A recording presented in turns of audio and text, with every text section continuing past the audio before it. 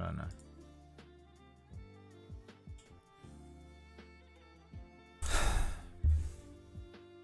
Should we play Disco Elysium? This is the game that won the game vote yesterday, and I have no idea what it's about. Everyone has played it, and half of the people that have played it have said it's the most fantastic game they've ever played, and half of the people that have played it said that they didn't enjoy it. And the half of the people who said that they did enjoy it said, Brad, you'll love it. And half of the people that said that they did enjoy it said, Brad, never play this, you'll hate it. And I don't know. I don't know.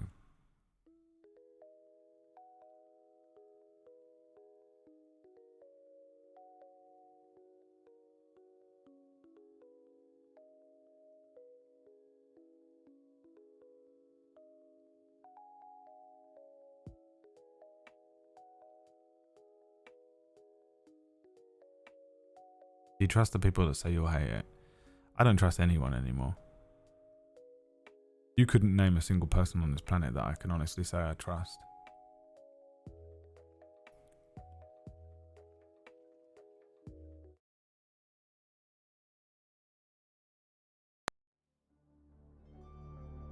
Most civilized people are out of touch with reality because they confuse the world as it is with the world as they think about it, and talk about it, and describe it. Now, of course, reality, from a philosopher's point of view, is a dangerous word. A philosopher will ask me, what do I mean by reality? Am I talking about the physical world of nature? Or am I talking about a spiritual world? Or what? And to that I have a very simple answer. When we talk about the material world, that is actually a philosophical concept. So in the same way, if I say that reality is spiritual, that's also a philosophical concept. And reality itself is not a concept. Reality is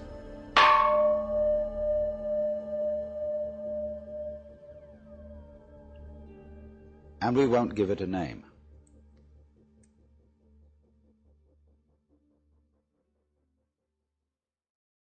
Disco Elysium. Beginning game. I have never played this game before. Please don't spoil the game or backseat game or anything like that unless I ask for it or say it's okay. I don't know anything about it. The most I've ever seen of this game was yesterday while we edited that video. The most I've ever seen of this game was in that video you just watched. And I still don't know what the fuck it is. I have no idea. I think it's going to be an art game. And I don't mean that it's very pretty, because obviously it's like got its own style, right? I think it's going to have a meaning, you know, there's going to be something in it. Bit loud? Maybe a bit loud? UI volume down?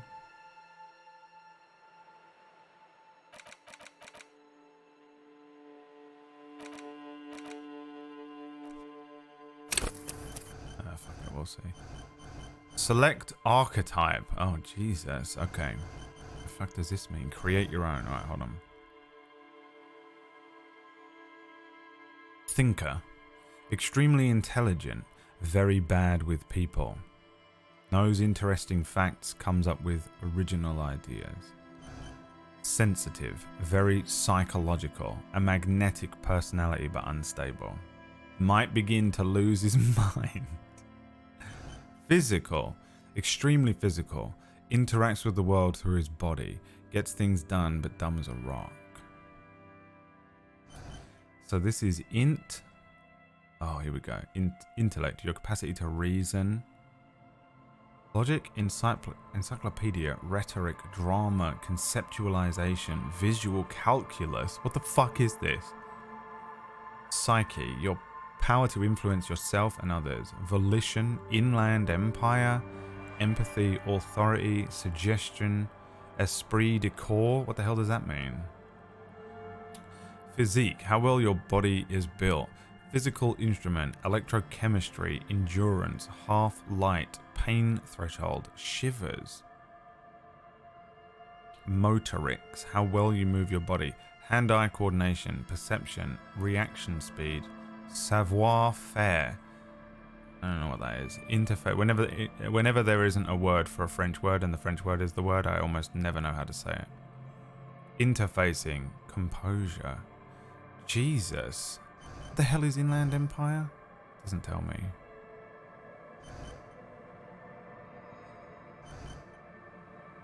I want to go with sensitive, but I also kind of want to create my own, but I don't trust.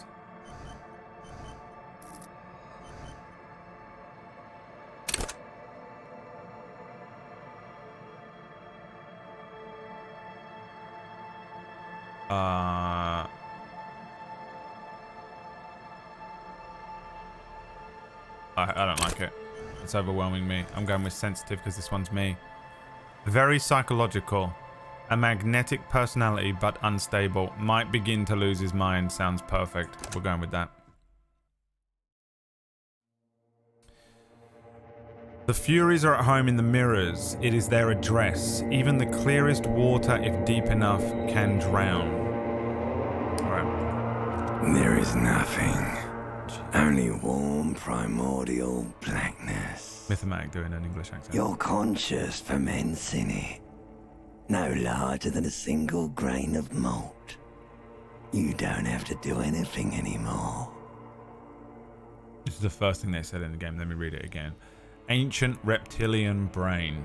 Now the reptile brain is the brain. I'm PBTV overthinking this game because I feel like that's what it wants me to do. So we're just going to do it. And if it lets me down, deadly premonition. Ancient reptilian brain. The reptile brain is the one that just has no feelings. You know, people who become business people. Silver Nightwing, Odias, Vardis. They can't feel emotions, but they will have a very large profit margin. There is nothing. Only warm primordial blackness. But it's warm, you know. Your conscience ferments in it. No longer than a single grain of malt. You don't have to do anything anymore. That's a fucking... It's too much for me. Ever. Oh. Never, ever. Simply keep on non-existing. An inordinate amount of time passes. It is utterly void of struggle. No ex-wives are contained within it. I don't know if this is where I want to stay, but I think for now I want to be down here, don't I? So you can actually see what this is. So I've got options here. An inordinate amount of time passes. It is utterly void of struggle. No ex-wives are contained within it. I'm asleep, aren't I? It's not going to be existence. It's going to be... I'm going to be asleep. It's going to start with a drunk man waking up. This is great. This is great. Yes, it is. Literally Mythomatic doing an impression in Spellwind, the character of Red Devon. Sounds I don't know who this voice is, but Mythomatic could easily, if you were like, oh, that's Myth, I'll believe it. Give me some more time. You got it, sweet brother. Nothing upon nothing upon nothing. Because this is my brain, isn't it? I like nothing. How about you cough up some more of that sweet oblivion? Coming right up, sir. Smooth passage. Alonzi, let's go. I am never quoting Doctor Who on this channel. I'd rather die. I want to get off now. Fuck. I want to stay here forever, but I don't want to quote Doctor Who. I want to get off now. I like pain and burning light and wanting things from people who don't want to give them to me. I like pain and burning light and wanting things from people who don't want to give them to me. Don't agree with it, though. Roll a dice. I want to get off now. Do you really? Don't be naive. Of course not. I want to sink into the inky blackness until forever ends. Alright. Nothing down to fuck all, Borough. A return trip to the silence, please. Let's visit the ancient Zero Holm. Look, there's I am tired of being this type of animal, and who gives a shit? I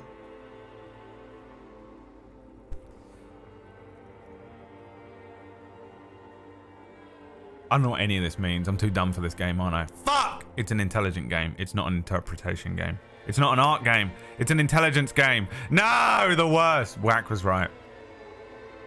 What looked on the surface to be an art game is in fact an intelligence game, which is one of the worst things ever. When I'm watching a movie or a TV show and I'm like, wow, they're exploring something, but then it does one of two things. It flips and actually it's trying to represent something like scientific. Sometimes it will be like, and so it turns out this show was about quantum superposition all along. And I'm like, fuck, I don't understand it. And I thought it was about art, and it's not. It's about science. Or it's about pretentious art that I don't understand because I've never actually studied art or the arts, or it'll be about, like, it'll be an interpretation of a fucking French film from 1979. And I'm like, fuck, there's no one knows this. This is only for people who sit in their bedrooms, don't own TVs or a bed frame, and by candlelight, with a candle wax dripping down over the previous books that they've read, will read and read and read, and they only read things from French authors. And you go, fuck, dude, I'm not enough of an auteur to fucking actually understand this. And I think that's what this game is going to be. However, I'll give it my best fucking go. Because if anything, I can get the second one. I can never get the science ones. I have to go away afterwards and be like, all right, it was about quantum foam. Right, and that represented the quantum foam, and at the end, that's why that happened. Okay, I get it now. You know. The fact that the silence is capitalized, Zero Holm is probably a reference to a French book. And these are probably quotes from stuff. I'll go with the silence. That seems like the most obvious. Do you want me to upgrade that to a one-way trip, sir? Don't stop. Keep singing. Sing me the song of death. The song of death is sweet and endless. But what is this? Somewhere in the sore, bloated man meet around you. A sensation. Snap back to reality. Oh! I'm a human. To the ointment, your conscience sticks to it. The limbed and headed machine of pain and undignified suffering is firing up again. Yeah, I'm waking up. It wants to walk the desert, hurting, longing, dancing to disco music.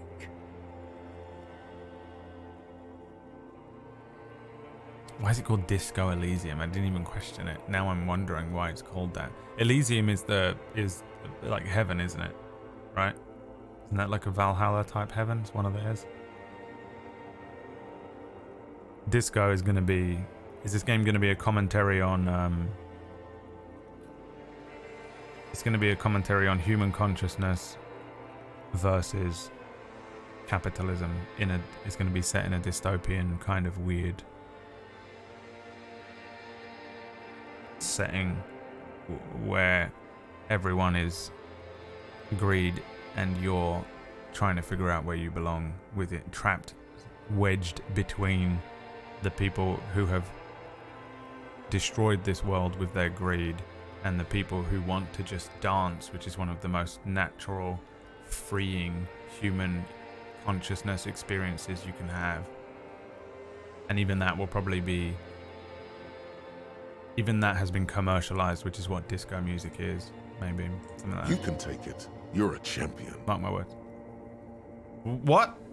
Success? What did I do? Volition, medium, success. You can take it you're a champion. I don't understand. Mother, help me. There's a head attached to my neck and I'm in it. Dude, I think about this all the time. I think about this shit all the time, man. I hate that I'm not this body. You're not that body. You're just a bunch of electric synapses in a pool of chemical goop in some meat controlling. It's a game mechanic. You want me to tell you? It's non-story related. You just did tell me it's a game mechanic. What am I rolling, a dice? Is this Solasta? Mother, help me. There's a head attached. Is this a Pathfinder game? Help me. There's a head attached to my neck and I'm in it. Is Disco Elysium a TTRPG? Stop. I don't want to hear anything more about this sensation. Take me back to the formless, disembodied nothing. Yeah, it's got to be this one. I hate the feeling of the fact that you're just piloting a meaty Gundam. The stench of liquor rises from your mouth, and with it, an ungodly headache. Yeah, these are all the parts of my body as you wake up. Volition. Oh, there you go. Medium 10 versus your total 11. Oh, this is probably just because I picked... Is it like Kingdom Come? Where I have a speech. It was one of those stats that didn't mean anything to me. And when you pick whichever stat I got, I have an 11 in it. The stench of liquor rises from your mouth and with it an ungodly headache. Called it. Called it. Alcoholic waking up. Alcoholic waking up. Wonder how I figured that out. Help. Someone cut my head off. It's trying to murder the rest of me. Who am I? I love that. Who am I? What sort of creature does this to their own mouth? I like both of these. It's weird because one is... This is how you think. Without any real thought. You know? Where you're like, oh, I feel like shit. Why did I do this? I can't believe I drank a whole bottle of whiskey. How is that even possible? I want to die. And then if you think even... And then you're like, well, let me think about that. Let me dissect that thought. That's crazy. That my head, I want to cut off my own head because it's trying to kill the rest of my body. That's what it is, isn't it? This is the normal body thought, and this is the dissection of your own thoughts. I hope every single fucking thing in this game is like that. But this game's really long, I thought. I'm going with this one. A fiery streak penetrates your skull, trying to force your eyes open. It's a sound, a clarion call from hell.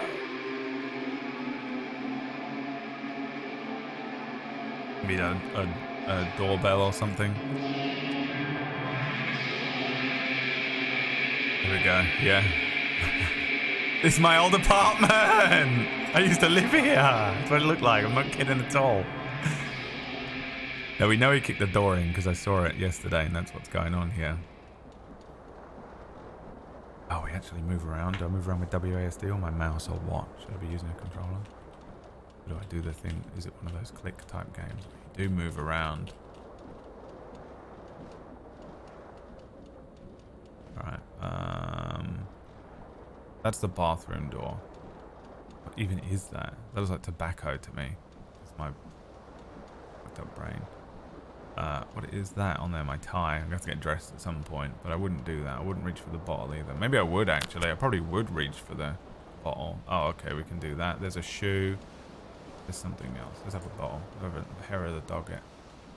We're playing Brad in 2005. Magnum-sized bottle of Commodore Red is empty. Fuck. Empty. What's this? What even is it? Someone tore out the tape while the song was playing. What a bastard. This reel-to-reel tape player is still rolling empty. Oh my god, the fucking picture. The fuck does that mean? It's an identity game, is it?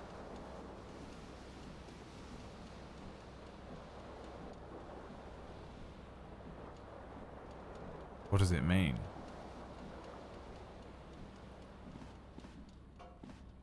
Or is A this just an mirror expression hangs of how I above a feel? bent and broken sink.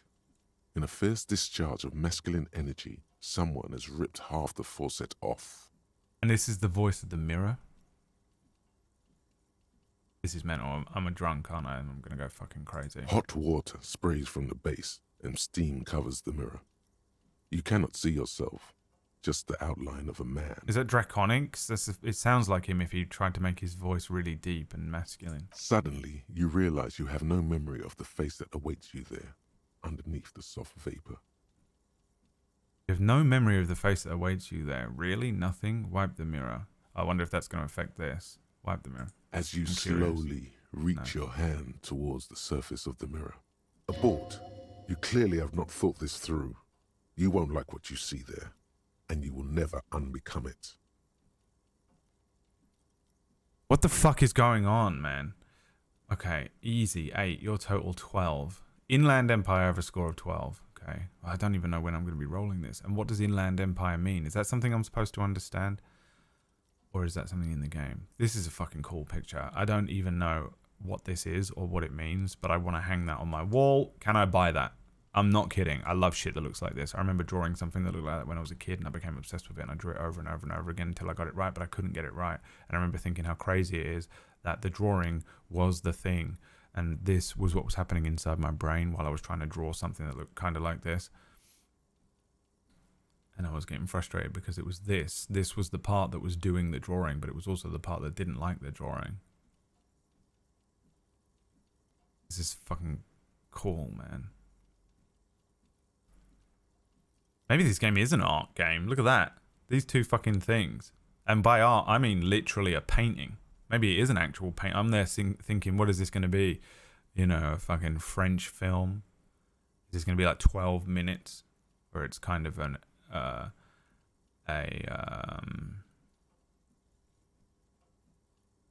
exploration of what people would do in certain situations. And now I think it might just be a painting and we're in it. Okay, so abort. You clearly have not thought this through. You won't like what you see then. You will never unbecome it. Right. When you take a true look at yourself. Is that what it is? When you truly look at yourself and you see the world for what it is and you ditch the matrix, you can never really you can't go back. I had to do it, so he has to do it. Wipe the mirror. Behold. Whoa, what the fuck? He did give this. Wow, look, it did change the painting. And I am Zeke. Well, what is going on here? I've got one of these things. Chops. I don't like this though. It has undone me. I gave myself the mask instead. I thought it was going to be the other way around. That I was going to take a true look at myself, when in fact I think maybe the person in the mirror isn't you, is it? When you look in the mirror, is that you?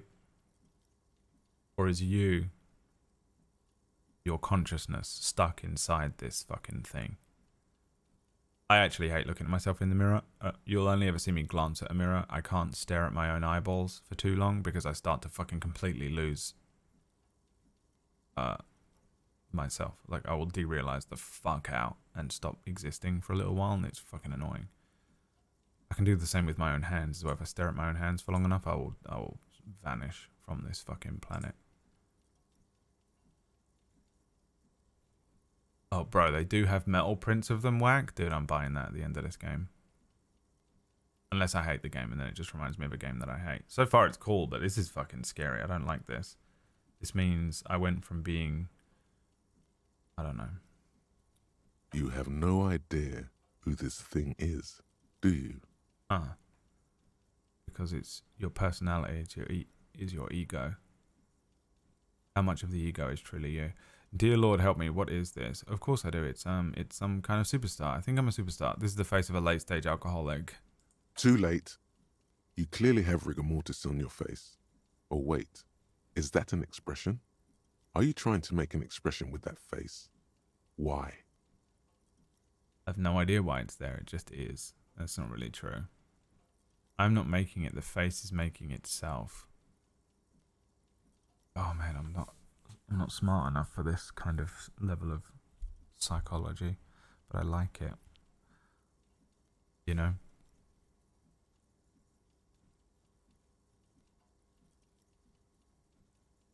I think the face is making itself because it's just it's a survival instinctual thing, isn't it? Please stop. It's horrible. You're scaring yourself. Okay, Oh my God. You can't stop. I knew it. It's like it's not even voluntary anymore. You have worn that grin into your face and now it won't come off. Oh my God, yeah, my life, dude. Me being a fucking complete idiot my whole life just to make sure people never actually see the real me. What does it even mean? What is the emotion you're trying to convey? Superstardom, God, I don't know. It's indescribable. I think it's supposed to look suggestive. I'm afraid it's meant for the ladies. I'm insinuating that I'm vaguely sympathetic. Am I autistic? Is that what's going on and I have to learn? Or am I just being born and I have to learn every day? My consciousness has to come to life through my interactions and interface with the real world. I'm insinuating that I'm vaguely sympathetic. I think I'm sort of pulling it off too, in a sad has-been kind of way. There is some charm to it. It's an expression of pain. Dude, who did the art for this and why is it an actual painting? It is an expression. It's expressionism. Look at it.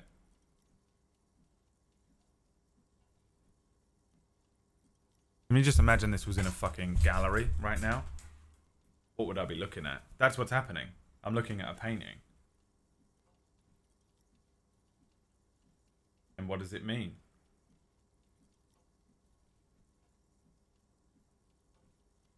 Because that's what expressionism is.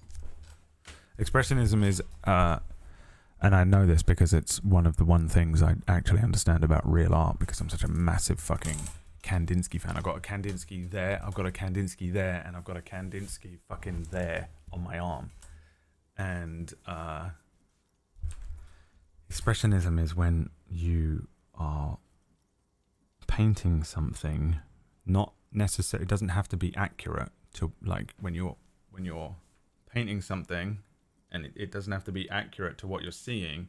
It's how you experience the thing that you're seeing. It's how you feel looking at the thing, and you paint it the way you feel. And I reckon that's what this is. But I don't think it's an expression of pain, though. But I do think that this is I think this is expressionism, the game already.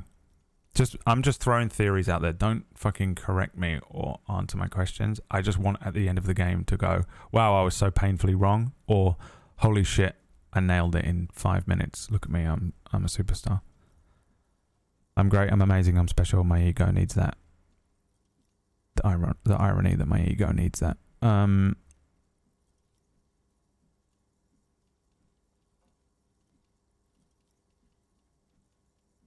Everything about this painting, it's quite warm with blue and purple around the edges and then dark.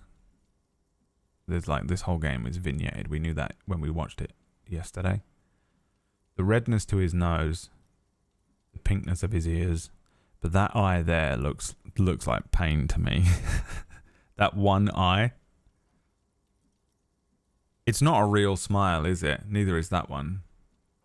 A real smile is with your eyes and your cheeks and everything. You really use everything. When you smile with just your mouth, you're just like grinning through it and trying to get...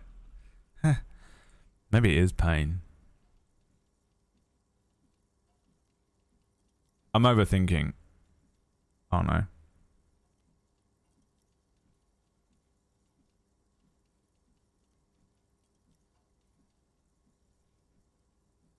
I'm actually going to go with it. It's an expression of pain. Life is pain. Life is everything. You are correct. Massage that ego. Mirror. You are correct. You gained 5 experience points. Encyclopedia. Oh my good god. Oh my god, what is happening? Encyclopedia. Dig deep into your mind to locate the source of the expression. Electrochemistry. Attempt to stop the expression from happening. And it's a formidable check. Or an impossible check. It is D&D. Is this a tabletop thing? You can answer that. Is Disco Elysium a TTRPG and they made a game of it? It is? Dude. It is. No, kinda. Yes. Fucking immediately. Yes, no, kinda. It is sorta. Big. It should be. Okay, so fucking no one on. Why did. I'm so confused. Why do people. That explains this part. So I'm rolling dice then. 3% chance. This is a white check. You may retry it. Always loses ones. 2 6s always wins. That's crits. So I'm rolling 2d6. Is 2d6 as well? Okay. It's a d6 game. But it's the same level of chance. Look. Even though this one is impossible 18. But I'm only rolling 2d6s. So I can't get an 18 and I can't get a 13. So I can only win by getting double 6s. Is that what it's saying to me? This one's much harder.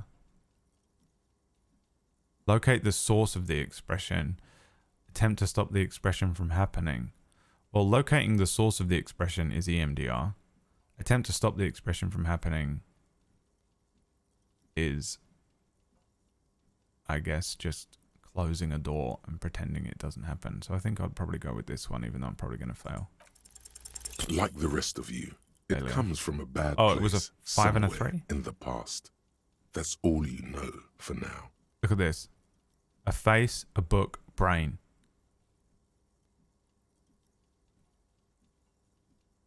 Like the rest of you, it comes from a bad place, somewhere in the past. That's all. I'm sorry if this is boring. I'm super into it. I'm going to hate this in fucking 3 days, and it's going to be a 4-week game. But I quite like it so far because I guess I'm in that sort of mental space a little bit lately. Middle thing, your total was 10. Encyclopedia 1. I rolled a 6 and a 3. Oh, and I have a 1, so it is a TTRPG. I'm adding my 1 from Encyclopedia to get a 10. Okay. Comes from a bad place somewhere in the past. That's all you know from now. Fuck, man. It's psychology, innit? Alright, let's try this one. Just try and stop it. Let the mirror be. It's not going to work. I don't want to forcibly stop it. That's bad psychology, innit? Let's grab this shirt. And put on pants as well.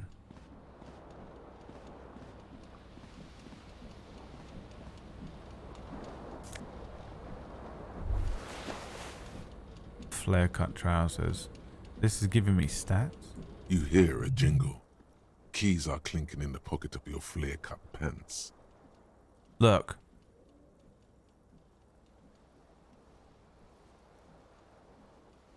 I want this one as well.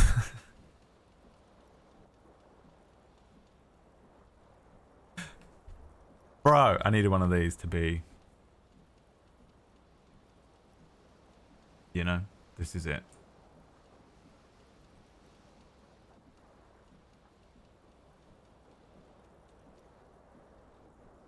That's fucking cool, man. I love this sort of shit, dude. This is the type of art I like. I like geometric abstract art, and I like this sort of expressionism of feelings. Is one of my favorite fucking things ever. This is the type of shit. If I had double down on doing painting, this is the type of shit I would like to paint. Dude, did they hire an artist for this? They must have done. There's an artist breakdown I sent you. Okay, I don't trust anything yet that you're sending me. It says whirling in rags on the aluminium keyring. There is a single key on the ring. The number 1 is etched on it. It should open the door. Okay.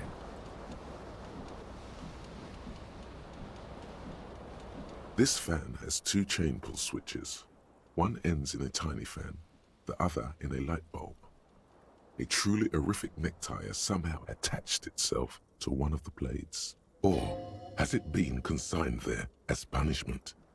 You feel as though this creature is your friend and wants to reattach itself to your neck so that you may continue your adventures together in this strange world. Dude, am I fucking insane? What is it? Dude, can you believe that we spent this morning talking about how I'm an insane person in real life and what my morning process is like would look like the most terrifying. You'd be like, oh, he's insane.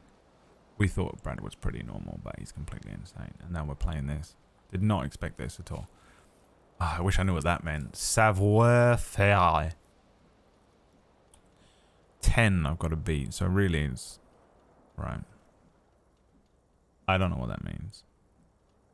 Pull on the fan. The blades come squeaking to a halt. It should be easier to reach the tie now. 72% chance now. +3 fan is turned off. You reach out to grab the You tie. failed. But 2 what's and this? 1. Diffuse, radiating chest pain. Oh my god. Doom comes over you. This is bad. Feels like sharp stones grinding in your chest I'm having a heart from attack. moving. He's fucking dying. He's dying at 8:12 on day 1. Immediately losing health, morale. Dude, I've been learning Star Wars. We've been playing Star Wars, and I've been learning how to play it. And you have wounds and strain. And this is... For quite a long time. Oh Jesus! Still ongoing. Now is a good time to start worrying. Oh my god! Finally, the pressure recedes. You find yourself covered in cold sweat and trying not to move, hoping it will keep you from dying. I can't get the tie now?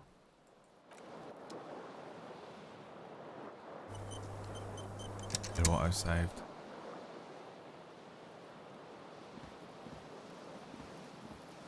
I wonder what the tie does for me once I leave the room.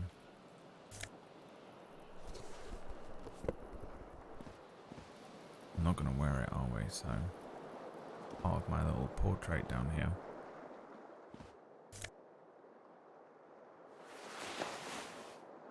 Is this a zombie game? I don't know. I don't think so. It might be. I don't know what this game is.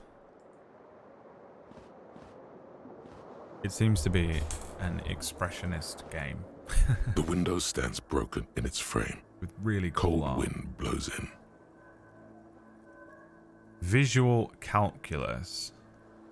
That's to look at the window, but you also have the option to look through the window. The that fucking movie that everyone hated when it came out because they were like, oh, it's just the Matrix, so just copying the Matrix, but was actually really fucking cool. Equilibrium. The morning light hurts your eyes. It's hazy, but you see the ocean and some war-torn buildings. War-torn. Okay.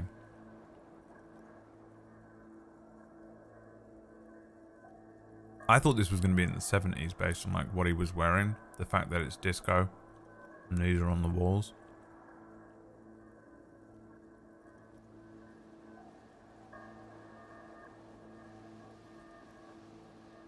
I don't know history enough. I don't know where was at war during the 70s. Assess the damage. The Dude. shards face outward. Whatever broke this window came from the inside. Look at this. Visual calculus, art. Expressionism. Is exactly how... It's so good. That's fucking crazy. I'm weirded out by this game. I love this shit. But it's because I used to be an art kid. I haven't been to a... I think I'm just going to be an arsehole through this playthrough. I'm sorry. Those of you that were like, I wanted South Park. I wanted a fart joke. I'm so sorry. Look, I can enjoy a fart joke and make poo jokes, but I also sometimes just have to give in and accept the fact that deep down there's another part of me. And normally I quietly enjoy an art movie without anyone knowing at night. And don't let anyone know. You know, it's not popular on the internet. My visual calculus is 1. The shards face outwards. Whatever broke this window came from the inside. Did I break it with my own hands? Look at A them. fine web of scarring covers the back of your right hand, but none of it is recent. We threw a bottle through it. More likely a projectile than a held object. There are no fragments on the floor from pulling a tool back in after impact. Assess the size. Dude, I'm working it out. This is fucking fun. Am I playing all the different parts of your own brain, but on an individual level? Instead of just being, you know, the guy profiling what happened here. You play all the parts that make up your entire body. You know? You have to play, or it's going to make me play all the physical stuff, and you roll a dice. It's going to make me play the part of my brain that is visual calculus, that is working out what I'm looking at, as well as the part of my brain that's trying to consider who I am on a personality basis, plus also trying to consider what consciousness even is and how I am in my own brain moving around in the world in this fucking weird Eva. Because that's a fun concept, man. But you have to roll for each individual fucking part of the process of what synapse is going off in your mind.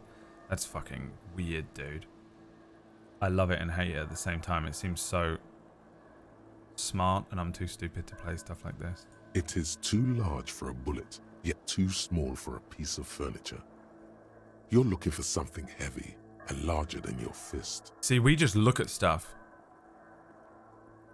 You just look at a window and go, oh, the window's smashed.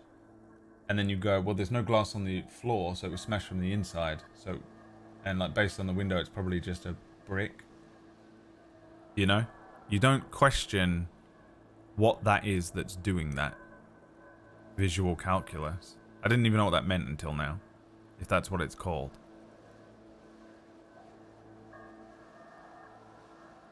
You know? That's fun, man. The single green shoe like you found it. fits the hole almost as well as your foot. It would have also been heavy enough if thrown with force. My other shoe can be outside.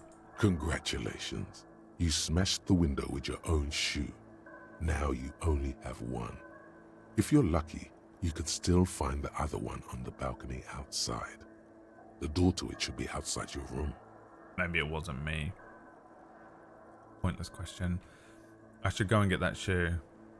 I don't need it. I don't need anyone. Me when I was 14. A cool wind gushes in. Your toes curl up from the cold. We're getting experience as well. So I can't get the tie. Let's go. I guess we'll go. Getting out of here.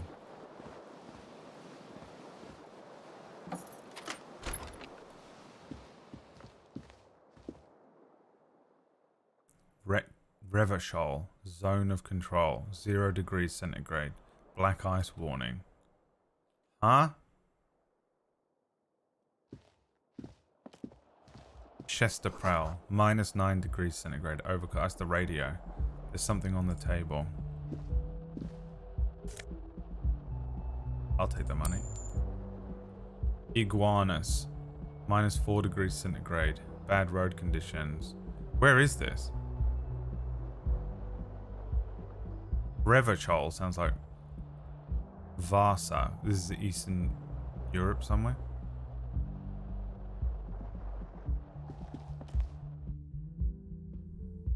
Music.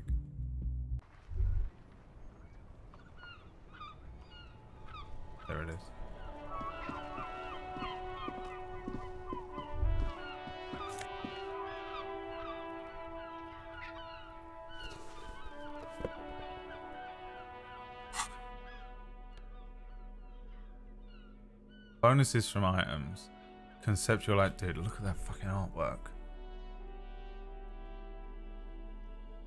No, I'm going to be an art asshole throughout this entire process. I'm so sorry. I hate it. I hate talking to anyone about this stuff unless they're also exactly interested in it. Because if the other person isn't also interested in expressionist art, it's the fucking worst thing. You know, when someone they're a very specific topic and they talk to you about it, if they're not, even if they're not talking down to you about it, it feels like they are, and I hate it. Conceptualization. Understand creativity. See art in the world. The white satin chart is giving me a +1 bonus to the intellect base. Suggestion. I love that fucking image. Charm men and women. Play the puppet master. But -1 for the white satin shirt for some reason. But because of the +5 because I got I picked spiritual or something. Esprit de corps. Connect to station 41. Understand pop culture. Bro, look at that image. That is fucking weird to look at. Electrochemistry. Go to party planet. Love and be loved by drugs. Yeah, dude, I fucked all of my electrochemistry up as a kid, and now I don't know what the fuck I am. That's fucking weird looking. Savoir-faire? I don't know what that word is. Sneak under their noses. Stun with immense panache. The shoes and the trousers are fucking that up for me, though. Composure. Look at that. Dude, geometric shapes! Expressionism through geometric shapes. Abstract expressionism through geometric shapes is my favorite type of fucking artwork in the whole world. My two favorite artists are Kandinsky when he starts doing that stuff. You'll see a lot of other expressionism that he does in his early work. That's like a landscape with a fucking man riding a horse, right? But this shit that's on my arm, that is my favorite shit ever. And a guy called Casimir Malevich who does a lot of stuff similar to that. And this, look at that. Like Pierre Mondrian is the one that people might recognize as well. I love that shit, dude. Give me more of it. But yeah, man, this is why I'm gonna hate this fucking stream, because everyone's gonna fucking hate me. Jesus. Love that tattoo. Thanks, mate. Murgles designed it for me. I said, Murgles, draw me something to do with Kandinsky, and she went, okay. She drew that. Right next to Griever. That's my newest one. Technically, that's my newest one.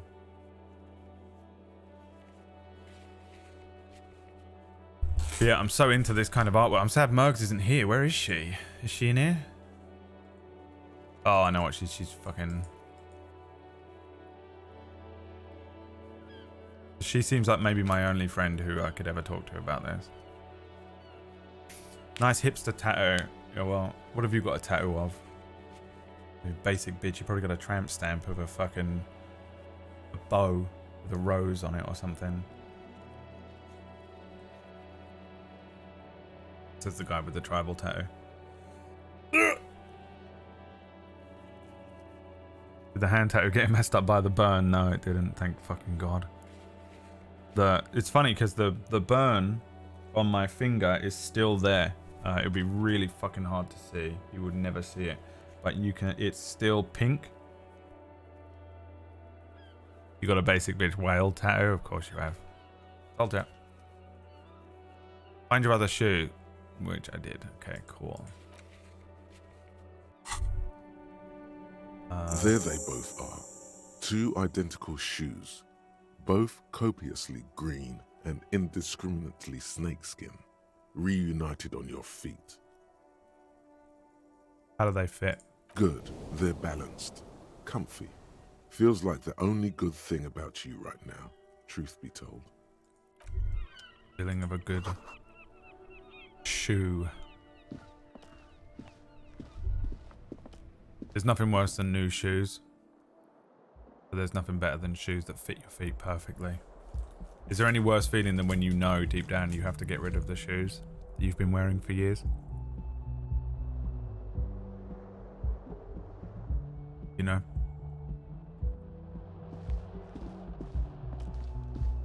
And you're like, oh, I gotta throw them away. The calendar says March and the year is 51?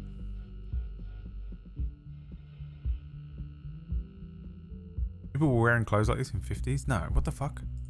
Hello, officer. Not real, is it? It's not real world. The young woman raises a cigarette to her lips. Officer, am I military personnel? Turn your bloated face away from her beauty and just keep on walking. Know your place, dude. Some of you people need to learn how to do this. Some of you people need to understand where you belong in the world. You know? These fucking dudes that are a flat 1 walking up to a fucking 8 or a 9. I prefer girls who don't have a fringe. No. What the fuck is that word? That's probably Twiggy's real name. Clage.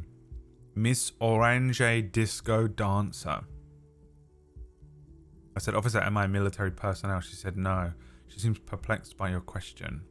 Right, because I'm like, who am I? To her, and she's freaking out by it.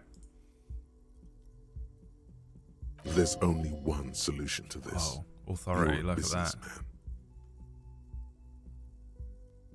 Bruh. That's a Dutch name. Yeah, that is a Dutch name, isn't it? What the fuck?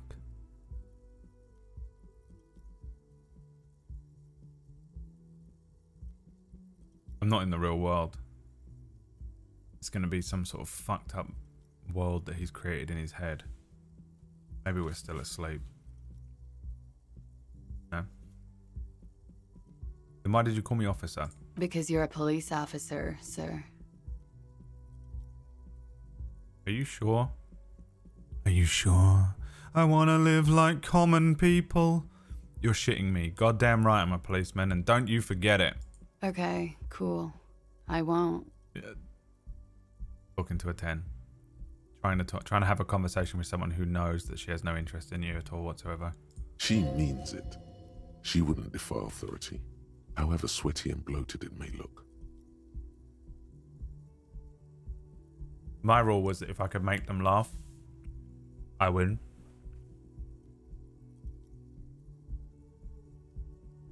That's empathy. Pretty good too. You're pretty good. No need to be alarmed. I was just getting into character, you know. Good. Now, how did you know I was a police officer? First, I have to ask. Are you okay, sir? You look like you're about to throw up. Can I bring you something? She's right. Something wants to come out. My body through looks like your under mouth. this jumper. But you can keep it down because your body does not control you.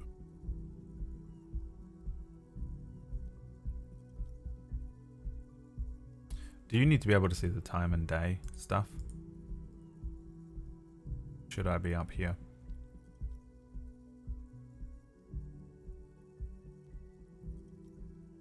Can't tell.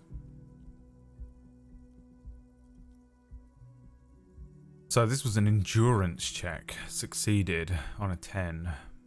She's right. Something wants to come out through your mouth, but you can't keep it down because your body doesn't control you. I'm fine. Answer the question. It's a small wonder I'm able to even formulate this very thought, but I'll be fine. How did you know I was a cop? Sir, you've been here for 3 days. On official police business, as you put it. What kind of business? Couldn't say. In truth, so far, mostly drinking. Why do you know everything about me? I don't really remember being a cop or anything else for that matter. Why would anyone let me be an officer of the law? Suggestion, challenging. Suggestion 4. +1 for goddamn right I'm a policeman. A red check, it cannot be retired. Don't know what that means. There's rules to the colours of the dice, which is fun. I don't know what they are. It's Star Wars! The fucking hieroglyphics game. Suggestion. Challenging 12. Try the expression on her. Oh, the expression. Let her know you want her physically. Disgusting, dude. Those guys that just need to know their lane, you know? I'm just going to be honest with her. I mean, she's seen me drunk. I'm guessing she's seen me drunk, stumbling home. She probably heard me throw a fucking shoe through my window. She's seen me at my worst, so I might as well let her know that I'm amnesiac. I can see that. Well, do you know why? Could it be because of the drinking? She raises an eyebrow. The cigarette sizzles. Alright, well, you're not going to tell me anything, bye. Of course. Puts Be out a careful, cigarette. officer. They don't like the police around here. Who's they? She looks back at you, a light glinting off her eyes. Goodbye. Love bar. Looks like she left a nice long stub in the ashtray. It's still smoking. Well, we're playing You this should pick that 23-year-old juicy cigarette Brad. butt from the tray. Where's Biz Light Carter? it up and smoke the living shit out of it. Biz Carto. Why is the stream flashing? What's wrong with it? There should be no problems. Electrochemistry. You should pick that fat juicy cigarette butt from the tray, light it up and smoke the living shit out of it. Yeah, I agree. The living shit. Your mesolimbic reward pathway does not mince words. It wants smokes. Yeah, dude. Who knows what you are? A monster, a murderer, the gnome of Jeroma? You feel like a smoker, especially when you look at that juicy, succulent, seductive cigarette stub, still smoldering deliciously. But she broke it at the filter. I can't smoke that. The person who made this game wasn't a smoker. How very astute of you. This renders it ineffectual. You should look for a whole cigarette, or better yet, an entire pack. Strike that. A carton. Make sure they're all healthy and able-bodied. Then smoke them all. I'd smoke that. Dude, I used to fucking go around picking up people's cigarette butts, snapping the filter off, emptying out the little bit of tobacco that was in the end into a little box, and then when everyone went home, I would just roll my own cigarettes out of them. No filter or anything like that, and then just smoke them. I would smoke the fuck out of a half-smoked cigarette that some person just put out right here. Ew, yeah, I know, dude. It's called being addicted to stuff. You wouldn't give a fuck about this if you really wanted it. Or you could not do that. No one is making you. Yes, I should do that. Good. This was They'll make you volition. stronger and better. You're too old to be cool now. Yeah. But find cigarettes, smoke them, blam. Instantly a cool renegade man. A mystical red dragon with smoke rising from his nostrils. Smoking does look cool, and that's the end of it. Hey guys, don't smoke. It's bad for you. But also, guys, smoking is fucking cool, you know? You just stand like that.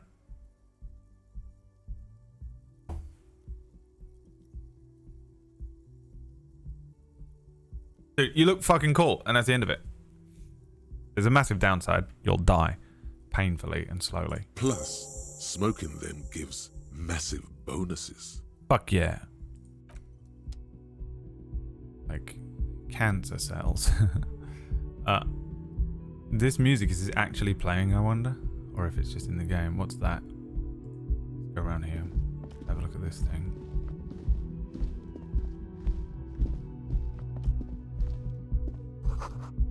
This is the weekend edition of the satirical newspaper Trompe Le Monde.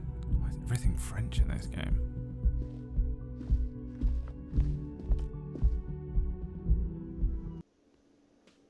Remember being cool and smoke? I don't smoke anymore, by the way, boys.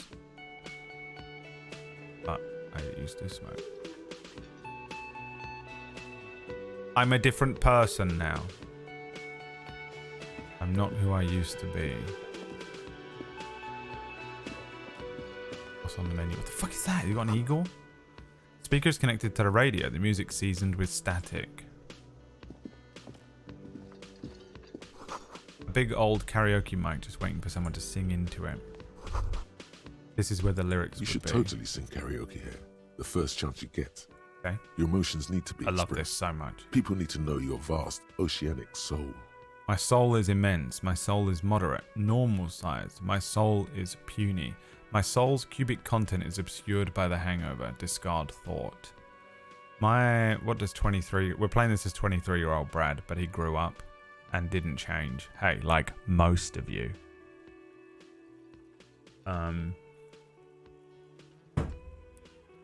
And he would have said something emo like, my soul is tattered and broken. What's left of it is obscured by the... My soul is puny. Of course, like a small animal that only comes out at night. All it needs is to be heard.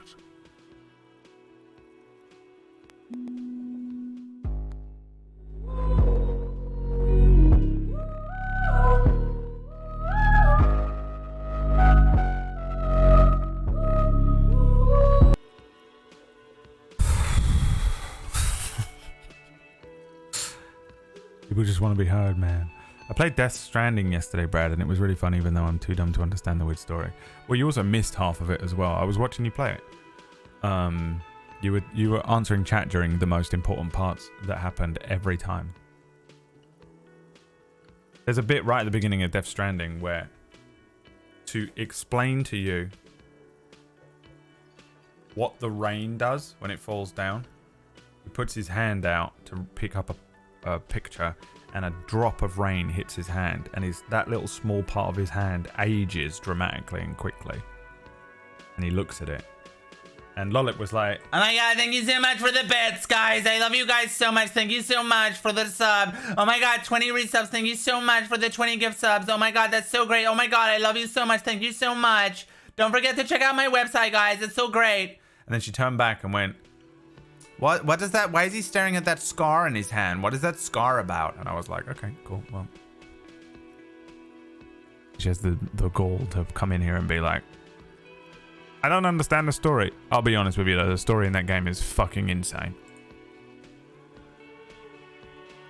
And Brad never come back.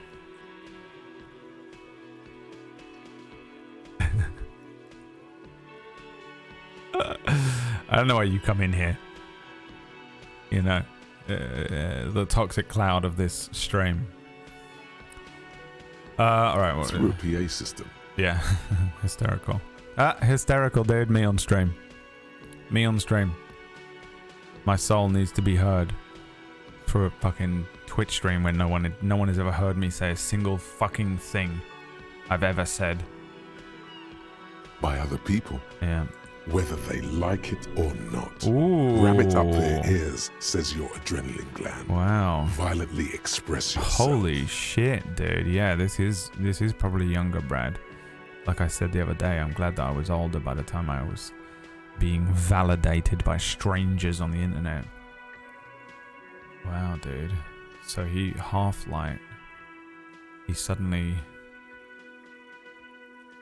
He's feeling feelings. Dude, it's fucking cool. I like this shit. Are you insane? I think the reason not to play it is because no one likes this shit. But this is my shit, man. He's experiencing everything, but we're going through every minute little feeling, thought, even like physical things that happen to you. When you look at something, what are you seeing and how do you calculate what you're seeing?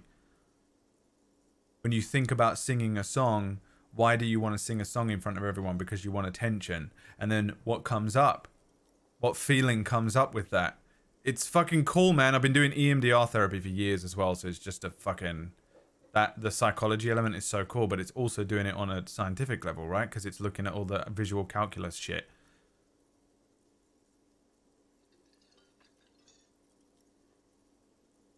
I like it. I don't know. I think it's cool. What should I sing when it comes to it? You have not yet stumbled on the right lamentation, but it's out there. It'll come to you. You will wreak havoc with it. Don't worry. Lamentation. I know what I'm singing. And I'd give up forever to touch you. Lamentation sounds good. They'll really get a gauge on my soul with that. I was thinking maybe I could sing something happy, get the people going. No, we're going to lament. What would 23-year-old Brad sing? Probably something by the fucking Killers. Coming out of my cage and I've been doing just fine. Gotta get down before I want it all. You know. And now she's calling a cab. Serves them right. Wipe that smirk off their face with your sad, tragic song. Yeah, boy. Who's laughing now? That's right. No one. Feel my pain. This is me dragging you down. If you're in a good mood, I bring you down to my level because it's unfair that you get to be in a good mood and I don't. 23-year-old Brad, baby. Playing the game. This game is anti-dog person, which is why none of you are going to be here in 3 weeks. You have to find something tragic to sing first, though. Yeah. And she's having a smoke, and he's taking a drag. Right, who's this? And what the fuck is he doing with that fucking eagle? I want to look at this first, see what he's serving up. The menu's been wiped clean. The only word is Monday. Alright, fine. Let's speak to this geezer and see what he's doing. A man in his late 20s stands behind the counter, Also has a red nose. inspecting a stuffed seabird. Likes to see As you approach, he gives you a sideways glance, then looks down again. Got That was disdain in his eyes. empathy. Even now he's purposely ignoring you. Oh, cool, man. We're reading, dude, social skills. Imagine having social skills. I know none of you have no fucking idea what. You would not know that that's what he was doing. That was disdain in his eyes. Even now, he's purposefully ignoring you.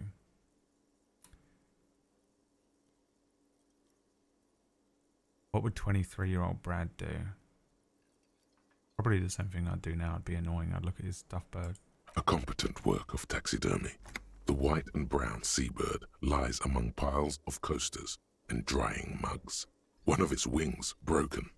The man is trying to mend it.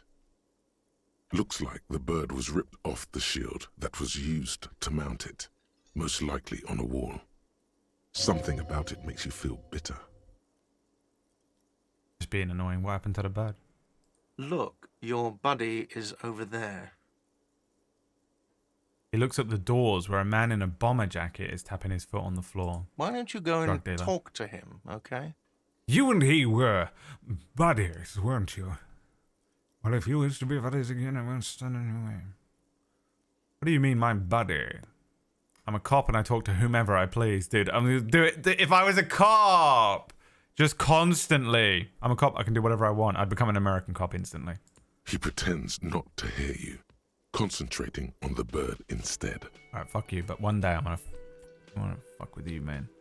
One day I'm gonna fuck with you when I get the opportunity. Mark my words. Nobody looks at me with disdain. That's the empathy check coming up or whatever, right? With the thing that just happened over at the microphone. Oh, fuck, I didn't read what it said. The soft purr of an electric juicer comes from the kitchen. Someone is working. Well, that's the kitchen. I don't want to go in there yet then. There's the bomber jacket guy. What's this? Mess hall reserved for union members. There's a woman there, but we don't want to talk to her. We want to talk to bomber jacket. A bespectacled man in an orange bomber jacket is tapping his foot on the floor. Looks Kim like he's waiting for Kitsuragi. someone. You. Kim, a Japanese name? I feel like I've heard a lot of Chinese Kims and a lot of Korean Kims. Kitsuragi is Japanese as fuck, isn't it? A bespectacled man in an orange bomber jacket taps his foot on the floor, looking like he's waiting for someone. As you approach, he narrows his eyes and extends his hand in greeting. Got a Pokeball on his chest? If an assault were launched on this building right now, if the windows came crashing down and the whole world descended upon you, this man would hurl himself in death's way to save you. You are sure of this, but why? It's Bizcotto. Oh, dude, is there anything more annoying than when people in the chat go, Kim Hart, and then you know now this is a good character before you even... before you've played the game. So now I know everything about him. Shake his hand. Hello, I'm Kim Kitsuragi, Lieutenant, Precinct 57. You must be from the 41st. You realize he's waiting for your name. This is your chance to come up with a really good name for yourself. Get creative. Conceptualize. A red check. Low, 28%. I'm going to give myself a shit name. You know the coolest thing you could ever say if someone asks you your name?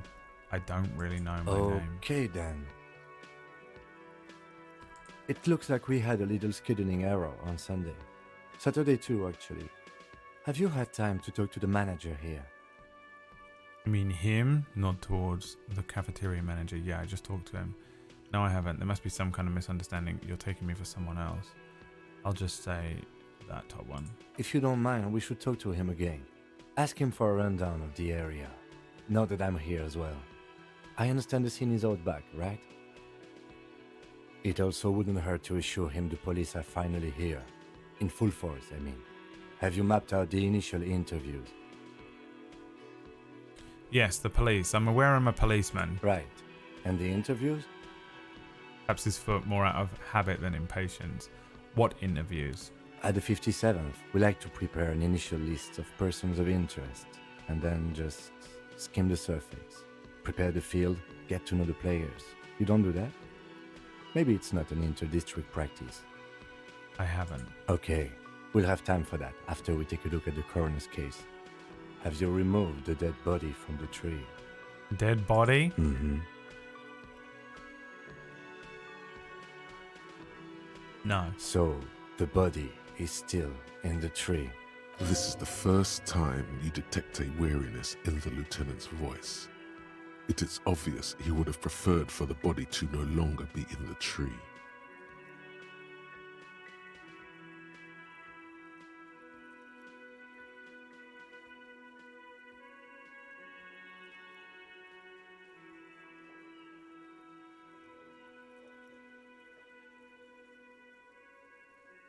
Where it has been hanging for 7 days straight. We should go there as soon as we are done talking to the owner. But I can't remember anything. I can see you drank last night and the night before, and that you are still drunk now. But I have seen officers go through worse. Much worse. Yeah, but there's being drunk and just not really remembering the last couple of days, and there's I don't remember that I'm even a policeman. If you need something for your headache, there is a general store nearby. But as I said, the dead body should be our #1 concern.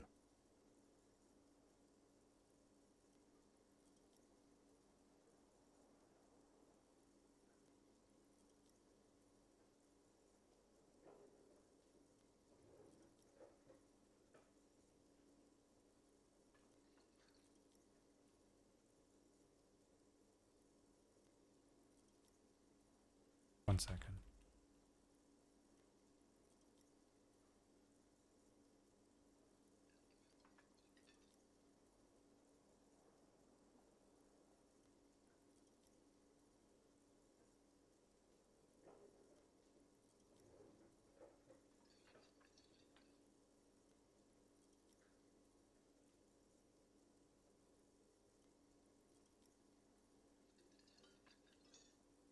I'm just messaging Murgles because she's my only friend. Okay, we're gonna go to the Painkiller thing. would be good Dude, about look now. at that fucking image. This thing is pulsating with discomfort. Pain threshold. Yeah, a painkiller would be good about now. Bro, look at this.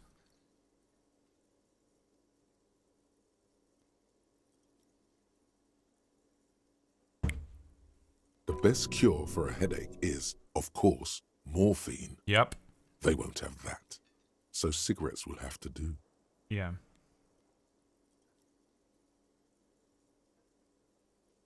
What are we supposed to do again? Talk to the manager. Then we go out back and take the body down. Okay then. After you, officer. If you're about to embark Right, on an Picasso. investigation, shouldn't you have a badge? I actually am not much of a fan of Picasso, by the way.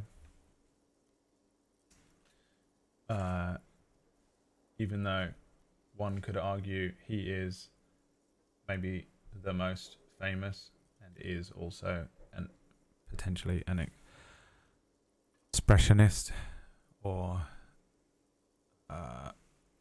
maybe just an impressionist, and I don't know, but I still don't think it's that great. I like his use of color more than the way he paints people. Don't have a badge. You mean you don't have a badge?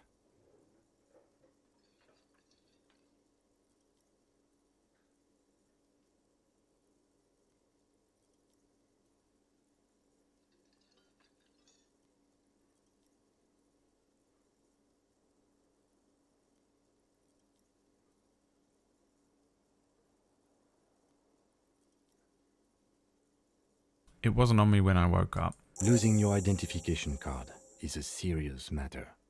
My vehicle has a shortwave. You can use it to report your badge missing. I advise you to try to locate it as quickly as possible, but getting the body down should still take precedence. Lieutenant Kitsuragi is now in your party. You can talk to him whenever by interacting with him. What is that? Pinball machine. Hello, sweetie. Hello. Lena, the cryptozoologist's wife. What the fuck is a cryptozoologist? Hello, sweetie. The elderly woman turns to you with a smile. Wait, who's Sweetie? Reaction speed. Dude, this fucking image.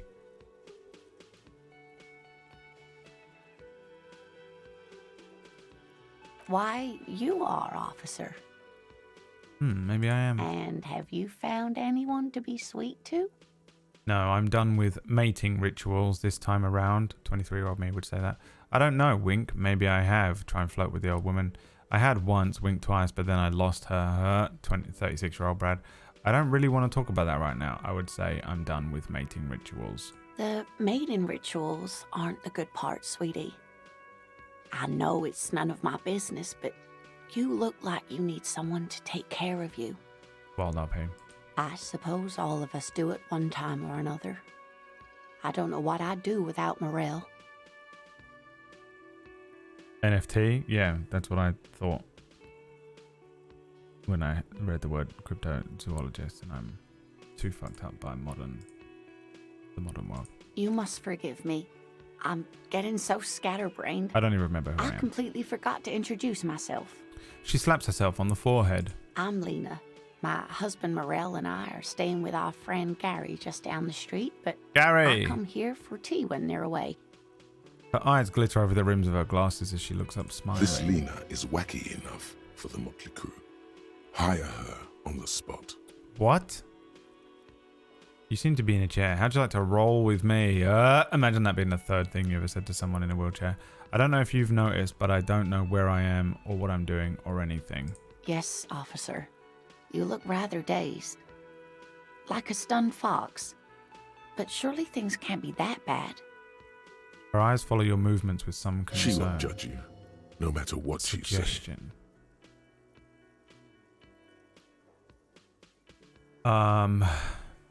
She won't judge me no matter what I say. Dude, PB.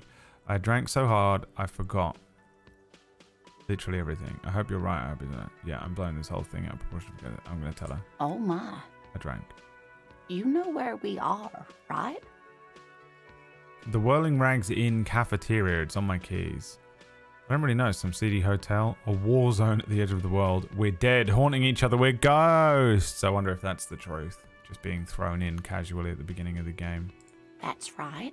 And where is the Whirling in Rags cafeteria In hell. itself We're located? all in hell. See, I have no idea. We're in the city of Revachol, dear. Where the fuck's that? It's gonna be somewhere like Lithuania or something. I don't know where the fuck Revachol is. I've never heard of it. Technically, I've not heard of most places though, so Okay, I don't know diddly squat about Revachol. What kind of place is this? How would I even begin to tell you? Revachol is the most beautiful city in the world. Huh. We're fortunate to be here, you and I. But I bet that that's not a thing. It's not beautiful to look at with your eyes. And that's not what they're talking about, you know? I haven't seen very many other cities personally, but everyone says so.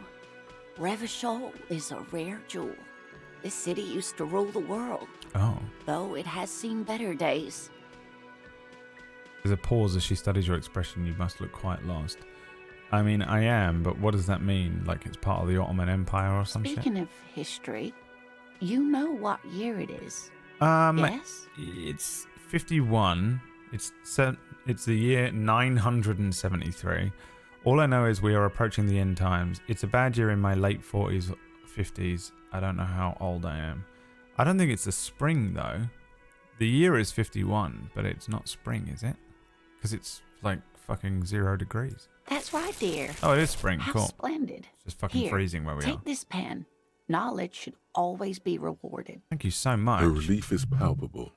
She was getting pretty worried about you there, but now she relaxes her shoulders. This is fucking... I love this one. I don't even know what the fuck I'm looking at. Look at that. Bruh. I guess it's because that's steady. A steady line. Everything is always coming out of the head as well. So it's just... composure is... inner strength, isn't it? Kinda. Remaining composed under a stress of some kind. Polestar, thank you for the 30 months. I do need to turn the game sounds down. I forgot. I can tell that this is taxing for you, so I'll just ask one more question. What regime are we living under? What mode of government? Some kind of democracy, maybe. I'd like to think it's the dictatorship of the proletariat, but something tells me it's not. I don't even know what a proletariat is. I just remember it being in BoJack Horseman. Our leaders are fierce warriors who traverse the plains on steeds. Civilization cows before us. The fucking Khaleesi, what the fuck are they called? On the horses. We are governed by intelligent machines that perform calculations to determine the freest market. Everyone hustles and grinds like a badass visionary. Probably this is what the real world is, and we just don't know it yet. The Patriots, the la-li-lu-la-lo. Radios are being used to control people's minds and distort our perception of reality, concealing our true masters, foreigners and women. Dude, tell me that's the reveal of that at the end of the game. Cop. We're living under the cop regime. There's no way it's going to be a democracy. Because they're like... We already had some...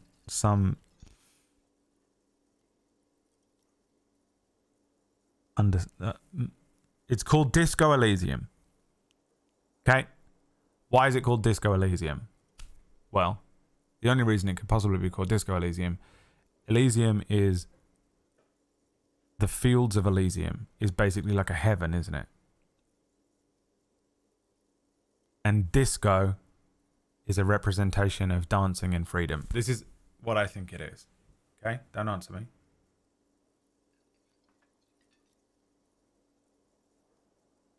Disco is your expression. Disco is like... Night fever, we don't have to lose it. Clearly the aesthetic here is like 70s. He's in flares. The wallpaper's all that like 70s shapes and shit. Throwing shapes on the fucking dance floor. And it's an exploration of freedom. Dancing is in every piece of art you've ever seen in your entire life, dancing is like the moment that the people are free, and the free characters that are mentally free are always dancing when you first meet them. And that is what dancing is. But disco is a commercialized form of dancing. Which means commercializing something is capitalism, which means capitalism won, and I mean in a dystopian way. We're in some sort of dystopian, capitalist, Eastern Bloc, 70s twisted alt reality, and we're being ruled over by the rich. It's going to be greed. Greed-based government. Greed-based government! And Disco Elysium is just a dystopian trick of freedom. Now, that's my prediction.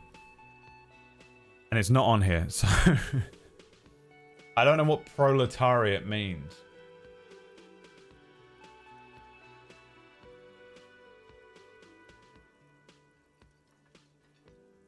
Intellectual machines. Oh no, nothing like that, dear. Revachol is a zone of control led by an alliance of foreign powers called the Coalition. We have almost no government of our own. Certainly no machines. If there's no government, how are there no cops? Wait, let me read that again. Revachol is a zone of control led by an alliance of foreign powers called the Coalition.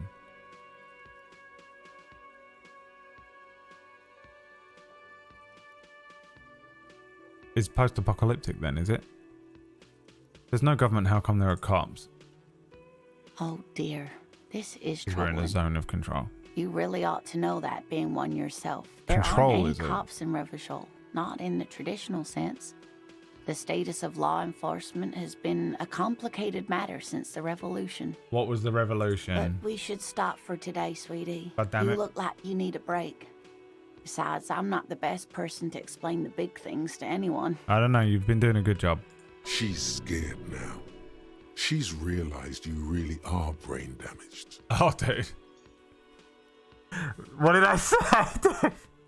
This morning, when I was talking to you about how I have OCD and people love to have a fucking conversation with me, they'll be like, "Oh yeah, dude. I have anxiety as well. Yeah, I get really nervous when I go on stage. Yeah. Oh, you have depression? I also have depression. Yeah, man. I feel really sad sometimes." And then you go, "Yeah, I have OCD and I do this, and this, and it's really fucked up and really fucking weird." And they go like this. And they go, oh, right. And then they get actually scared because you've shown them. Everyone, it's so fucking fashionable to have mental health issues now. But mental health is ugly. The real bad mental health issues are ugly. The ugliest thing ever. No one wants to see it. That you turn yourself away from it in real life. You ignore the fucking crazy person on the tube screaming at his reflection.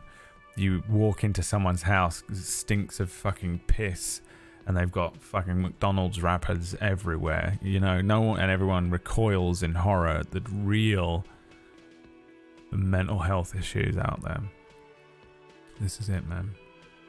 Everything is a mask. Everyone's lying to everyone. No one is real.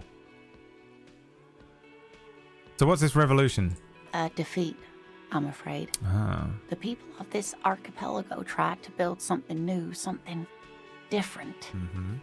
The rest of the world didn't like it, so they came and ended it. This was 42 years ago. That was almost YouTube. Remember when YouTube was almost its own new form of media? And then old media came in and just started slamming ads on everything and conforming it to fit their own thing. They didn't like that news was being consumed by anyone anywhere under their own rules, just showing you the truth. They started getting their fucking hands on every fucking element of it, and now Twitch should be a brand new form of media. We shouldn't have any ads on it whatsoever. We should be doing stuff in a completely different way than the old world, and we're not. It's all just being pulled back down into the fucking mire of bullshit that we've been living under for fucking however many years since we invented TV, radio even.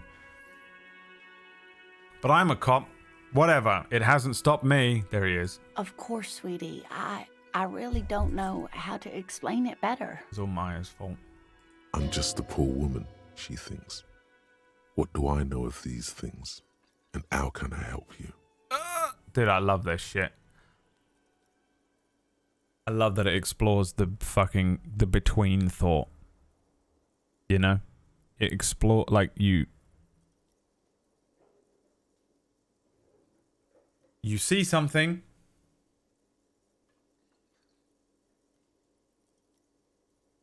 and you go,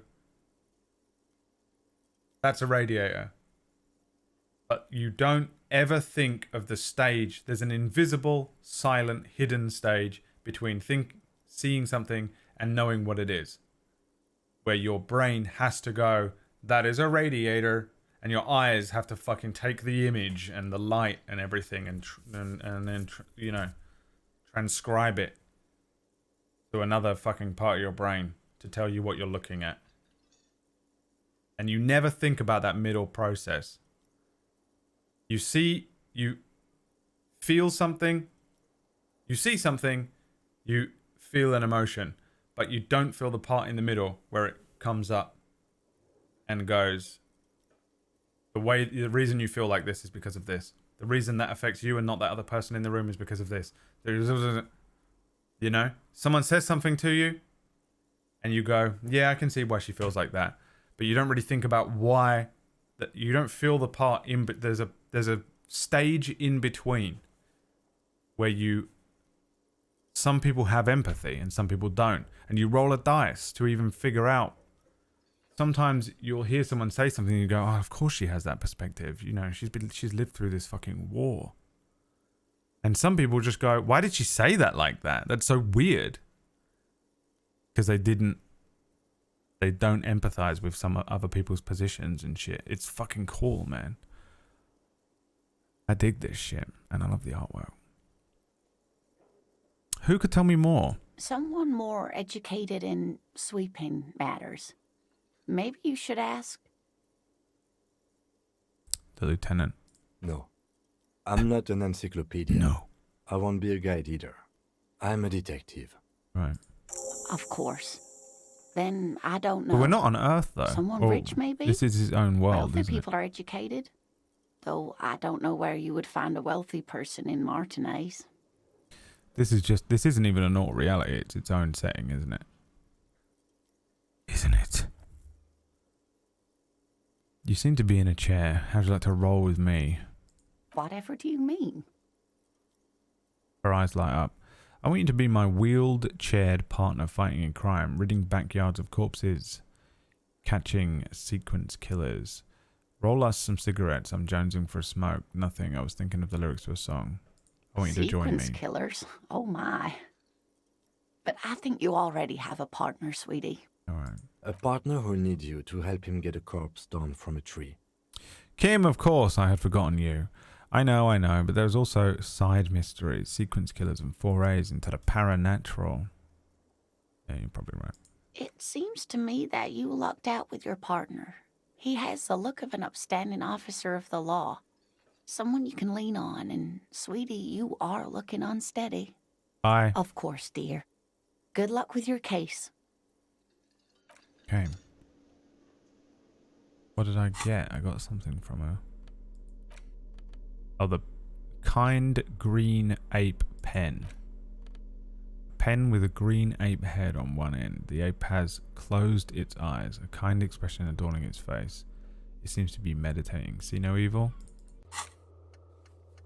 Oh, Jesus. Find smokes, sing karaoke, interview the cafeteria manager, inspect the victim's body, report your missing badge, get a reality lowdown. I'm not usually a fan of amnesia in games. Witcher 1 is the most annoying thing ever, but if you're gonna do amnesia to help me to justify my character for asking questions about the setting so that we can learn, because obviously he would just know otherwise, I'm glad that it has to have the option where you go, I have amnesia. Hey guys, I have amnesia. Fucking calm down. The reason I don't know anything is I've forgotten everything, which is why I fucking hate The Witcher 1. You have to go through the game with amnesia, but they don't give you any option to tell anyone that you have amnesia. And so you just have to make these stupid fucking decisions all the time that don't make any goddamn fucking sense.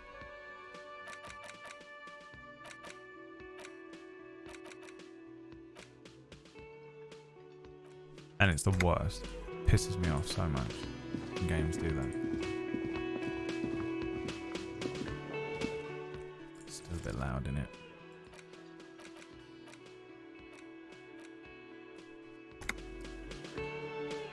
The man with the unimpressive beard loud. notices you approaching. Why even have those He drops sliders the in ledger games? he was holding and turns to Why the lieutenant. have the slider in the game if it doesn't do anything, you know?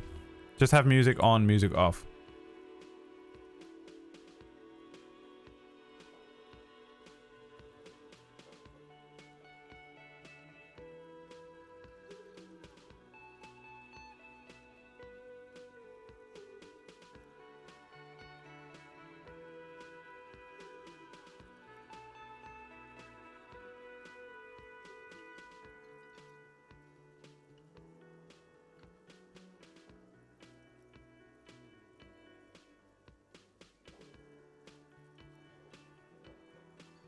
Literally shouting at PB this. She went, "Can I come into the stream? But I don't want to see anything about the game." And all I did was type this 5 times. Do not redeem. Do not redeem. Just type "do not redeem" 5 times. She must not. She has to experience. She hasn't played this. Are you kidding me?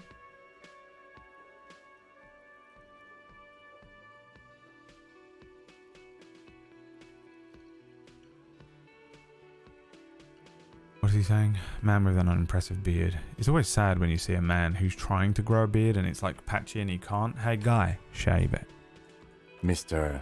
Gart, right? You run this place. Yes. I am Kim Kitsuragi from Precinct 57. This is an inter-district investigation, so joining me from Precinct 41...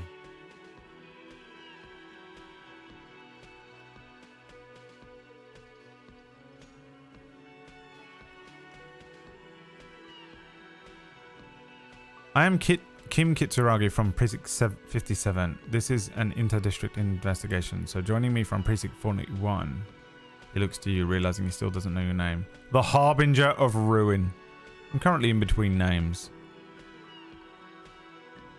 I'm the Harbinger of Ruin. What? I hate this guy. I am it. I have no idea what that means. You will. Keep up the attitude, son. You're gonna find out. I've been to the precipice. I've seen the end. This dusk land will be gone soon. It makes no difference if you understand or not. Never mind. Never mind. Gloaming? What is this? Is this what you get when you call the police now? This guy? Lieutenant, we've been waiting for a week here. You could never understand my genius. Sir, I understand your concern, but we are here to do a job. And for us to do it, I need you to stay calm. Yes, of course. Takes a step back. For a moment, the man fidgets under the lieutenant's gaze. Then he gives in. Authority. I know it took us a while to arrive at the scene, but it also took you a while to call us. It was you who placed the call, correct? That was your nickname in high school? That's what Toodle calls her. What's it? What Toodle calls her? The Harbinger of Ruin. No, I only just got here. It was probably Sylvie who called you. She usually works the bar here. I'm only temporarily taking over her duties. Do you have her number? As a matter of fact, I do. He looks behind a pile of coasters, finds a slip of paper and hands it to the lieutenant. You said you just got here. From where? Are you a local? What, of Martinez? No, I live in Jamrock. I only sometimes come here to keep an eye on the place. This is just one of the many, many cafeterias I manage. Is this Alasdair, though? You know? It actually looks a bit like Alasdair as well. Sounds like him, looks like him. This game is made by Estonians, of course it is. I mean, anything that has this fucking style to it, where everything is slightly ruined. Everything. You look at everything is covered in rust and a bit of dust, and there's like bits of boards, you know. And yet they just living their lives as if it isn't just a broken wall on their bedroom. The most Eastern European looking shit you've ever seen. Everything in Eastern Europe is like half broken. Do you even have new stuff? Or do you, it's almost like everything in Eastern Europe is secondhand. If you imagined that we all got stuff in Europe, and I'm calling it Europe because no one calls it West Europe, because it is Europe, and Eastern Europe is an afterthought. Europe gets stuff, and then it's hand-me-downed. It goes around the world to Eastern Europe. I wouldn't be surprised if we found out that's how they do it, how they get all their stuff. Everything is secondhand looking. It's fucking crazy. But you still know your way around, yes? In case we need directions. Yes, I know where some things are, but as I said, I don't live here. I just used to work here. And I'm not going to start working here again, if that's what you think. I didn't imply that. Detective, What? it's your turn. No, I'm good. The body was behind the building, right? How do we get there? Behind this building, there's a courtyard. They hoisted him up on a tree there. And he's still there. And how do we get there? See that door there? Go out and turn right. There's a big hole in the fence. No need for a key. Just go through that hole and you'll be in the courtyard. Are you supposed to feel guilty about the hole? His side tells you yes. Huh. It's cool. It's cool. You guys don't have this. Empathy. Let's go. Task complete. Gain 30 experience. Not so fast. You owe me 130 real. What's real? Excuse me. You owe me 130 real. He pronounces the R with a mock aristocratic accent. The IIR, or Inter-Isolary Real, is the global reserve currency. Whatever part of the world you're in right now, it's safe to assume he means you owe him some money. Oh, I owe you money. Wow, you're a genius. Thank you. Yes, that's right. Money. You owe this establishment 130 real. You're under arrest. Yes. But what do I owe this place for? Let's see. 3 nights at a tariff of 20 real comes to 60 real. Then there's the window you annihilated. Yeah. The hole in the window was the first thing I saw when I came to work. Yeah. So don't try to tell me you didn't. That will be 40 real in damages. Another thing you've annihilated is half the bar. You've run a tab of 30 real. Actually more, but we'll round it down to 30 for your hard work maintaining the stability and order of Revachol. That's 60 plus 40 plus 30 equals 130 real. What exactly and yes, real is money? Still money. What are you, a philosopher?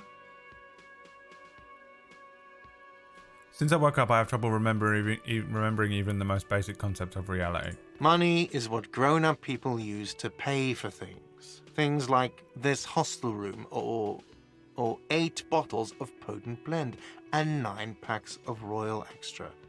We use it for everything, really.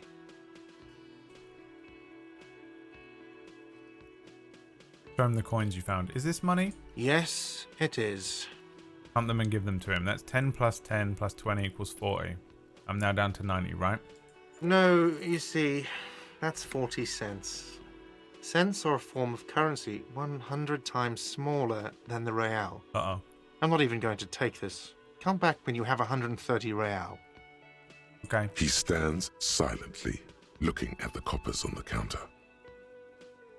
For a moment, his antipathy is overcome by compassion for the sheer smallness of the money.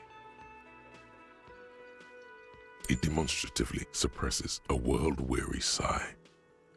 What happens now? I'm sorry, but he has to pay. I can't let him stay here any longer if he doesn't. If he doesn't have the money by tonight, then... Officer, maybe you're better off working this from home for now. You live in Jamrock, right? It's not that far away. I don't remember where my home is. Officer, you really need to take this up with your station. I have a shortwave radio in my car. Call them, ask for assistance. We have to get this investigation started now.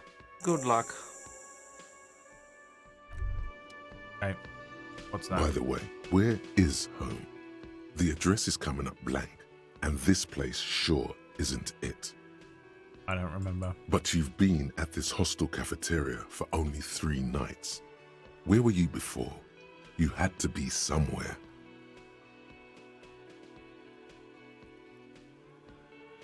Up on Marvel Hill. Why did you say that? These are just synapses firing. It doesn't mean anything. The name must have some meaning for me. Lieutenant Kitsuragi, do you know of a place called Marvel Hill? No. But isn't that an expression, not a place? Expression? A saying. Up on Marvel Hill, a great high place. One that is impossible to climb back to. Huh. That doesn't sound like somewhere you can stay if you run out of money. But I traced the way back somehow to the exact street, the exact number on a building. I'll live in a dumpster, I don't care. Fuck everything. Hobo cop. You can try. Right. Run some addresses in your head when you get the time. Maybe a street or an apartment will appear. Who made the call? Pay for damages. Oh my good god. Thought cabinet. Temporary research bonus. +1 encyclopedia. Factual memory returns.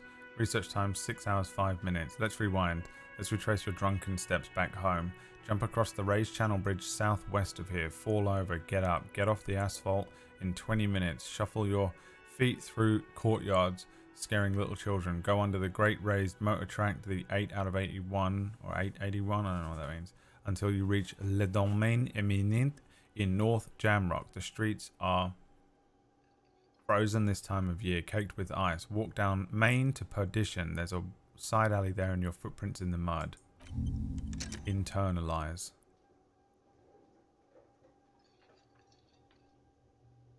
It's going to take an actual in-game 6 hours and 5 minutes to remember where I live. Intellect, psyche, physique, motorics.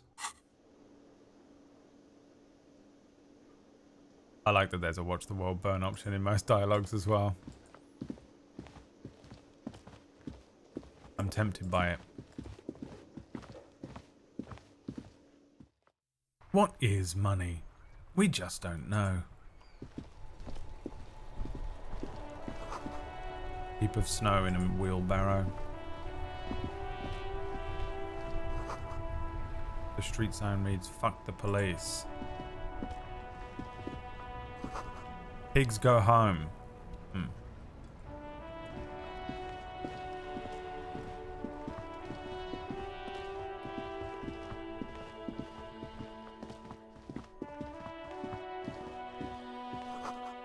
There are bottles inside. You could pick them up if you had a bag. Rue de Saint-Ghislain. A hole in the fence. There we go. This is the kid that gets punched. What are you doing here? Get the fuck away from a dead body. What are you doing? Kuno's got this! Jesus. The boy throwing rocks at the dead body can't be older than 12. Oh yeah! Nappa Gumpy, Kuno! There's another one. Kuno essay. Hey kid, a moment of your time. I'm not going to get into this. A moment of your time, please. Don't tell him you're a police officer. Can't talk, pig! Shit's Very coming up nice. strong! Throwing rocks! God, he's northern. Shit coming up strong. That sounds good. Joyous. You should hang out with this kid and see what that juicy shit is all about. Juicy what? I mean drugs. Oh. The kid's on drugs. Oh. Yeah, Kuno! Ride the lightning, Kuno! I want some drugs. Kuno's riding at sea! He wipes sweat from his brow and sends another rock flying. The rake, Kuno! You should throw the rake at him, Kuno! The fuck? Does Kuno know what a rake is? Kuno's not a gardener. Kim, what should we do? We shouldn't do anything. I don't tempt such forces. What forces? You will see. The fuck are you talking about? Are you two siblings? I said. And he throws another rock. Well, you look exactly like each other. And I'm curious whether you are siblings. Have you also got memory loss? I wonder if it's the drug. Maybe I did take some drugs yesterday. He's calling us Kuno. He says we're fucking each other. That's exactly what I meant. Kid, you want to hang out? I'm not a narc. Fuck no. Kuno doesn't buy that shit. Fucking entrapment shit. No. You don't understand. I genuinely want drugs from you. All right, entertain the Kuno. Show me what you got. What you got there? What you got, huh? Show me what you got. The body, what do you know about it? Shitload, pig. What's your question? Don't tell the pig shit, Kuno. Pig's choking. He's totally choking. Tim, help me out. What do we want to know? If I were to want to waste my time, which I do not, I would ask them who he is, how he got there, and the usual. You have no idea what the usual is. Just ask whatever comes to mind. You know who he is? Kuno's fuck gimp. Kuno uses the fuck gimp for target practice. End of conversation. Very strong. Bro. You should be this stoic.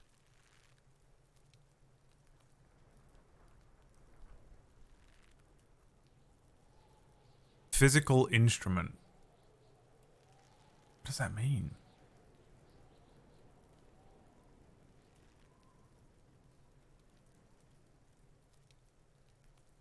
Do you know how he got up there? Probably climbed. Kuno was busy down the road when that shit went down. So you didn't see it happening? You heard Kuno. Kuno wasn't even in Martinez. Kuno wasn't in Revachol. Kuno wasn't regional. Okay, where did you go then? I don't know. Some fucking He looks around trying to come up with something. Mesk or I don't know. Some other place. Night City. Kuno was in fucking Night City. Night City. If this is a cyberpunk game, I'm going to be so disappointed.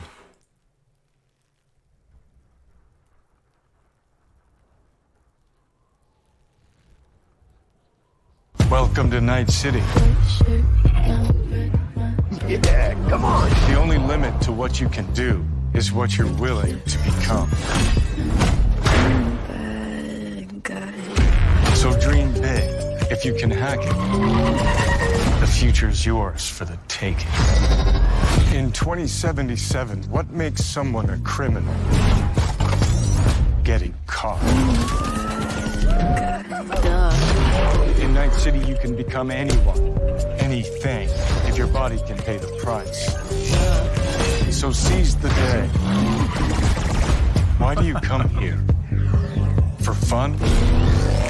For power? Looking for a shock to the system? Yeah. What is wrong? Because before they put a bullet in you, you'll make this whole city burn. Dude. Then set it on fire.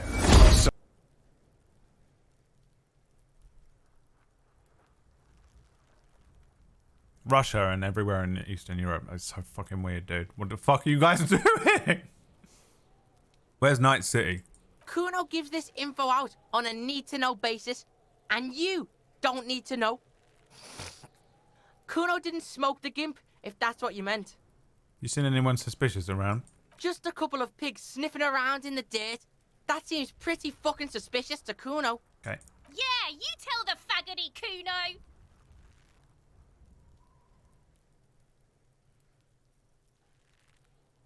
You're testing Kuno's patience here. Get lost,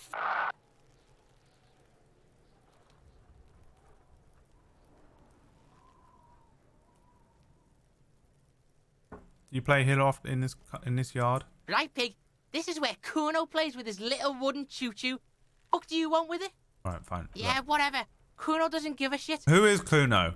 Kuno's Kuno, pig. Boy points to his chest with both thumbs. Kuno. Primal. Violent. Kuno sounds like something you'd call a rabid dog. You prefer to refer to yourself in the third person. Does that sound a gang name? Yeah, Kuno's in a fucking gang. In a bang gang. Kuno bangs for Magie, bangs for Mazda, bangs for Revachol. He lays the names out there with pride and precision, like cards on a table. Right when he's getting distracted, there's a malevolent hiss behind the fence. Watch out, Kuno! He's trying to fiddle you! He's gonna put his hands on you! The Thing, which apparently is a boy, but sounds a lot like a girl. Halbrad, that's not how gender works. Alright, I'm sorry. The Thing behind the fence starts squealing, shrill and violent like a fire alarm. Help! Pig's got Kuno! Help! Rape! The sound gets louder as the child shouts. I'm sorry I'm eating these fucking cashews, but I'm fucking hungry today. Didn't really eat any breakfast. I ate 6 pieces of fudge for breakfast because I'm healthy at the moment. I'm doing everything in my power to remain mentally well. Help! He's got the Kuno, help!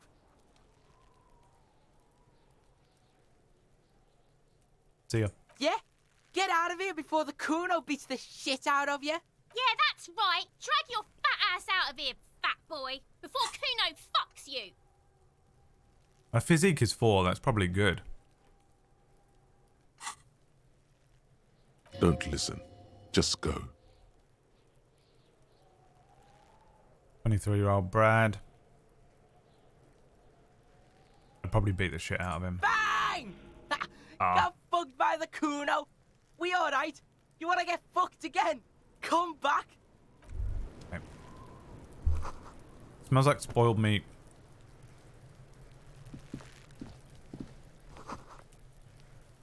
This ladder's rickety but climbable. Someone trying to grow herbs in the greenhouse. The Let's corpse talk to the looks corpse. at you with bulging white eyes. The face around them does not look human.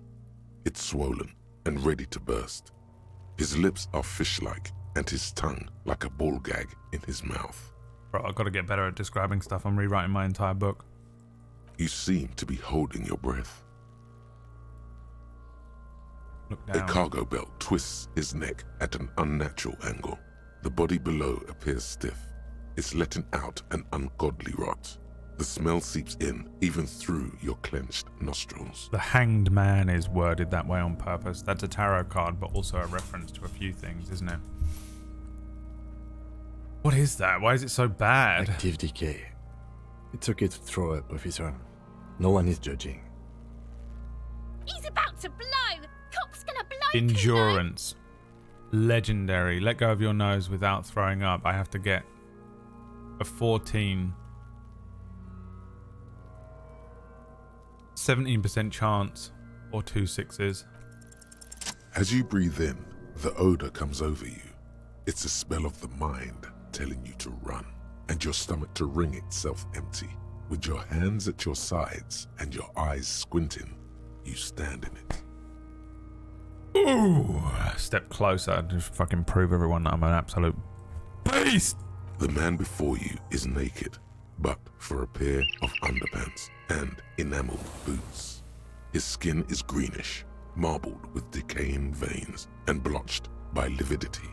A fading web of tattoos covers his chest and shoulders. The cargo belt used to fasten him to the branch above appears industrial in strength.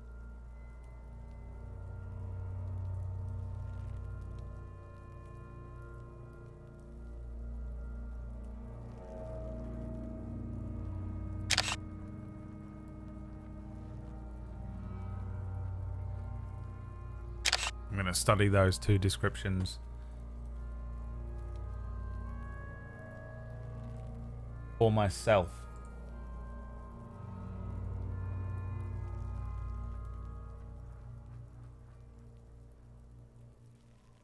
It is my shit.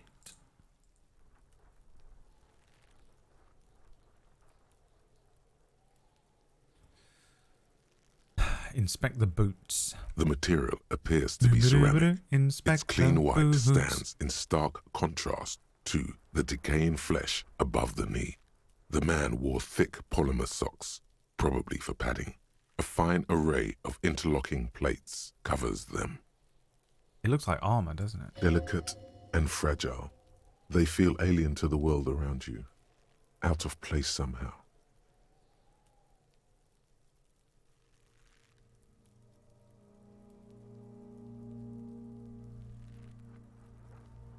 What kind of boots are these? They are armor, no boots. Technically speaking, these are sabatons. Yeah. What kind of armor is this? Ceramic plate. Zirconium dioxide, most likely. Maya. This is where the make would be. This is me and Maya hanging out all the time. You know? Literally, I'll be like, man, I wonder what that is. And he's like, that's probably zirconium dioxide. And then he'll just introduce a random fact about zirconium dioxide that he has in his brain for no reason whatsoever. And I'm just stood next to him like, is that right? We can drink a beer now. Just trying desperately to remain human and not devolve instantly into a fucking puddle of toxic fumes. Under the hill. Fair weather model T500 VE. I'm guessing that's Vitreous number. This is advanced stuff. The locals probably scavenged it. It would be odd if he had more after 7 days. We should keep a lookout for these pieces. The armor could yield information. Maybe he'll know something. If you wear those pieces, it will help me protect your mortal coil. Pain threshold. Why does my mortal coil need protecting? Maybe he was just wearing these boots and there is no rest of the armor. Understood.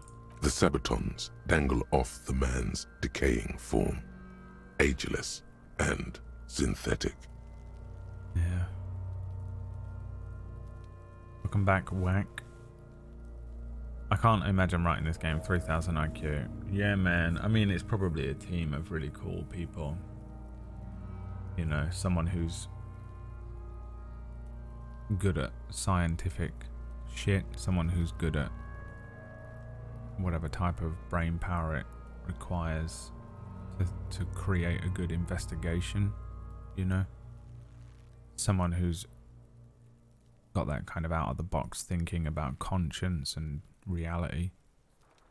And you just combine everyone keeps talking and adding and adding and adding and adding until eventually you have something like this. I'm watching a TV show at the moment called Station 11. And if you've seen it and enjoyed it, we're friends now. Oh god, I need to eat one of these pills. I still don't know the rules about eating painkillers on stream. Someone told me you're not allowed. This is for my ear holes. But Station 11 is like this. I think it's very much this kind of thing where you're being presented with more than it even looks like. And I'm always so shocked when you see shows that are presented so well. Because not only do you need someone who can write, I mean, it's based on a book, but you need someone who can write these shows. You need someone who can present so many different themes and so many different meanings through something like dialogue. And then you also need the people who can show that through a camera. So it needs to be someone who's very good at filming these things and setting stuff. And then you need someone who's dressing the set correctly, or someone who's telling someone to dress the set correctly. And then you need someone who's editing it correctly. And then you need someone who sources the correct music for the show to make the correct impact and stuff. Those types of shows, these types of games, the ensemble of people that put them together every now and then work in what I can only assume to be perfect fucking harmony. And every single one of them does nothing but enhance and elevate the next person in a perfect spiral of creation, until at the end of it you're like, I don't even know how you made that. I think about it with The Leftovers so much. The Leftovers TV show is so fucking weirdly good, and I'm just like, how did you even do that? How did you think of all of this? Especially when you think of, like, the first season is usually written over the course of a long time. Oh, don't watch it now, Tood, or if you're suffering in any way, it's literally an exploration of grief. You're fucking... I went into a mental coma when it finished. I laid on my sofa in a sleeping bag for 3 days after I finished that show. I literally didn't do anything. It was fucking weird. I went into a mental, a consciousness ego spiral where I lost myself and I didn't exist for 3 days, like this. And I had to recreate myself from scratch. Maybe that's what this game is.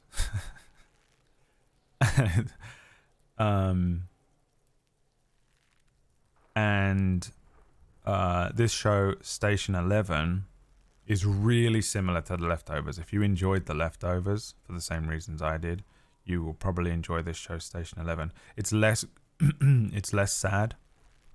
It's not an exploration of grief as a singular subject. They actually don't really show you a lot of the... It's set... Weirdly, the book was written pre-pandemic, but the show is that there was a flu that it kills everyone.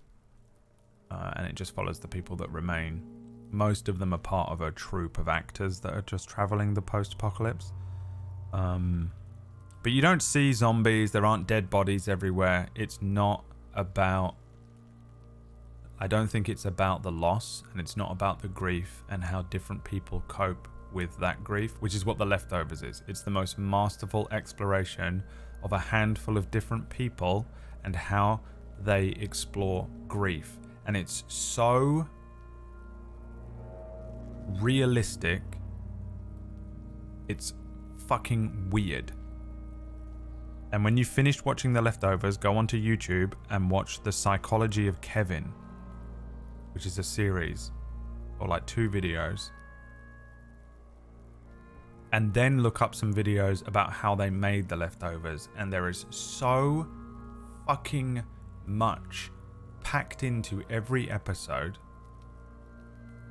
I'm talking shit that the angles they've shot stuff at, the things that are in the foreground, the things that are in the background, the moment they cut away, the song that comes up, the reason this happens then, the reason he says that, the reason they got the actor to say it in this way. There is so much in it that I fucking cannot figure out how they made that show to a time limit without everyone, every single person, from the fucking guy who was a 2-week runner, the guy taping up, the gaffer taping up the locked off shots, all the way up to the directors and the fucking, even, I honestly believe even the creative investors and executive directors and shit, the people that normally ruin this shit, they must all have been on the same page at all times, working in absolute perfect harmony to successfully pull off a show that is that well made. And I think there are 4 seasons and they came out every year, which means they had a year to do each one. Maybe not the first one, but they had, it probably still was a year. And I'm like, oh. And it's so incredibly well written. And it's so hard not to watch it and question who you are and how it is that you deal with grief. And then you watch how every single one of them is the most flawed character because people are flawed. Every single one of you is everything. You've all had an evil thought. You've all had a good thought. You've all done bad. You've all done good. You think through everything. And the way that you cope with things is different. And oh my God, I watched that show and at the end of it, I didn't exist. I didn't exist at the end of the show, dude. I was just like, fuck this. I was gone. And it's so well made, dude. And I love it on every single level. I think it might be my favorite show I've ever watched. And I just think it's so impressive, even as a standalone thing, even if you don't enjoy it. But it will fuck you up. I would not watch it unless you're in a relatively good place mentally. Leaning into it, dude. Toodle's like...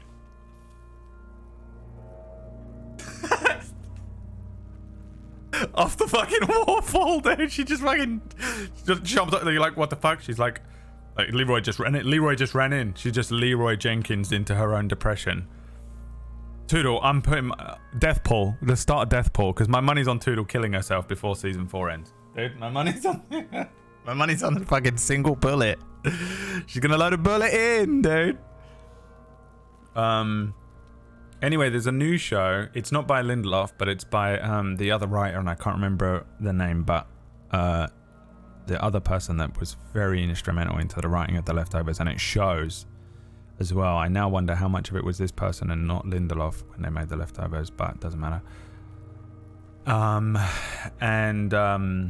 It's very good and it's very moving already, and the exploration is very similar in that the way that it's kind of exploring how different people deal with different things, but it's not such a tight focus on everyone. And the editing, it jumps all over the place. It jumps back to before and after, and it jumps from different characters in different places, but it isn't in an annoying way. Like, you remember like Game of Thrones season 7 and 8, just jumping all over the place, horribly edited.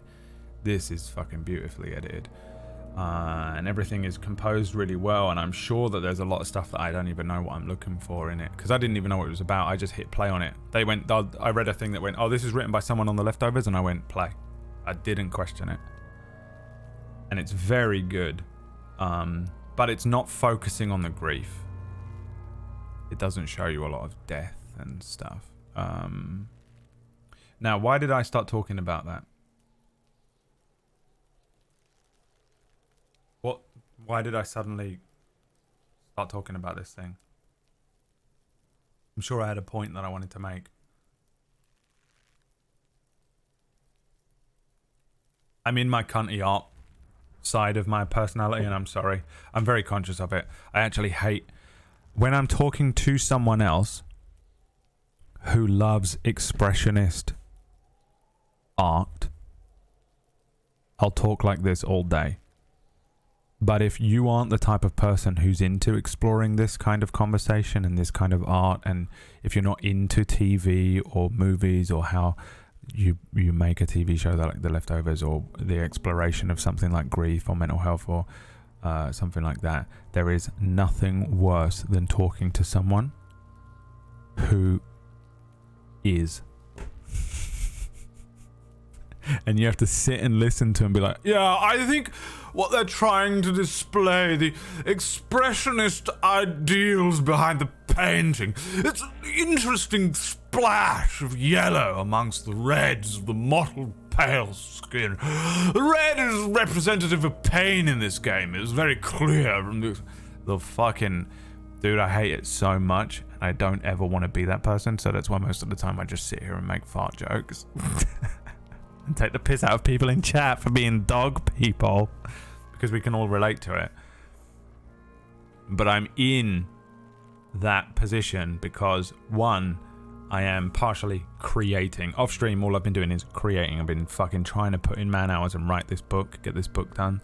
I've been creating this Star Wars show, and I'm trying to do something a little fucking weird with it. Not going too crazy with it though. It's probably going to be quite relaxed for the most part in my GM style, but you know, my creative synapses are active.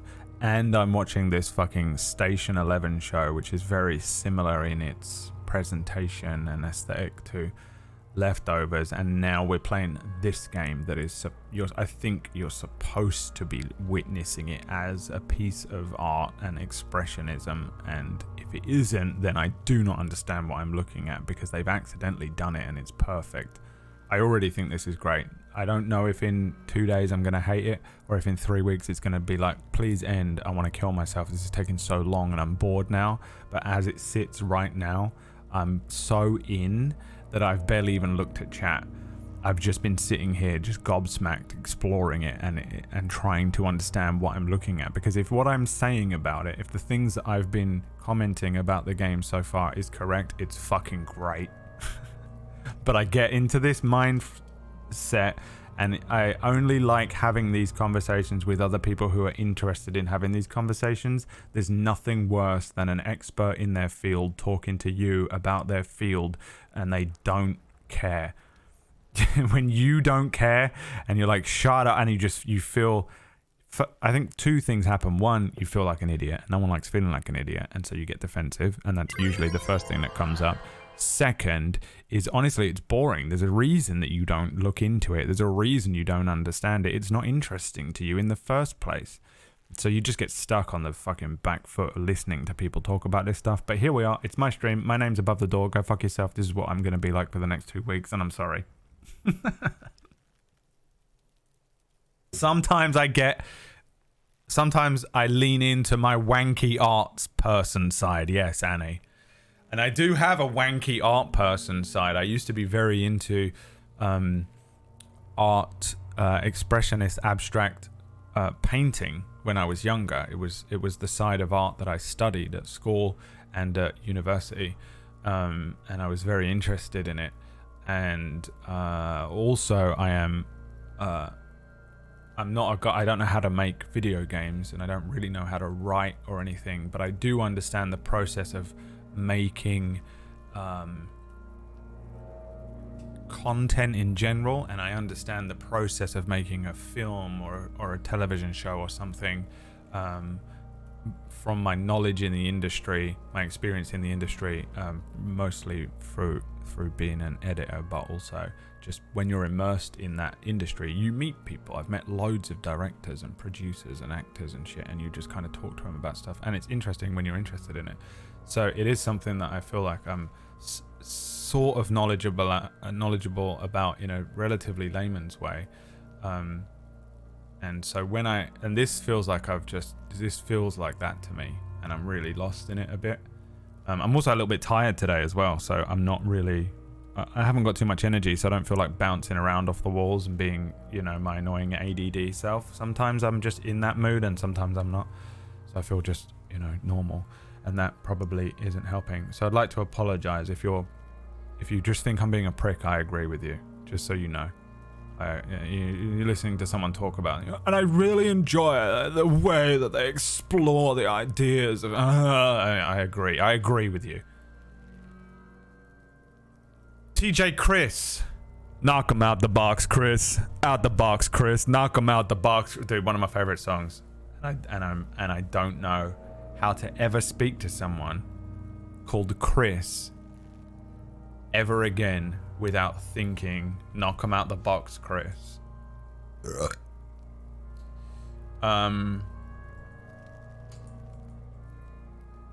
Wait, the art director of this game is from Brighton? Yeah, that's where I live, whack, basically. Oh, dude, if he does a fucking, if he does a gallery or a show or something, I would go to it, 100%. I kind of wish Brighton was better for art. I wish we had a proper museum. There is one, but it doesn't look amazing. Like, I'm a fan. Everyone fucking, I feel like the Tate in London is like the most, like, everyone's been there and bored of it, but I actually like it unironically because I'm a fan of modern art. Not modern art like the fucking, I've taken a dolphin's fin and extrapolated it on a board of white. Right, what does it mean? Well, it's an understanding of the cubist modern approach to how the geopolitical landscape of... No, it isn't. Fuck you, you're a cunt. I mean modern art like Kandinsky. Like this. This is modern art, what we're looking at right now. Let me just read this one message I've got.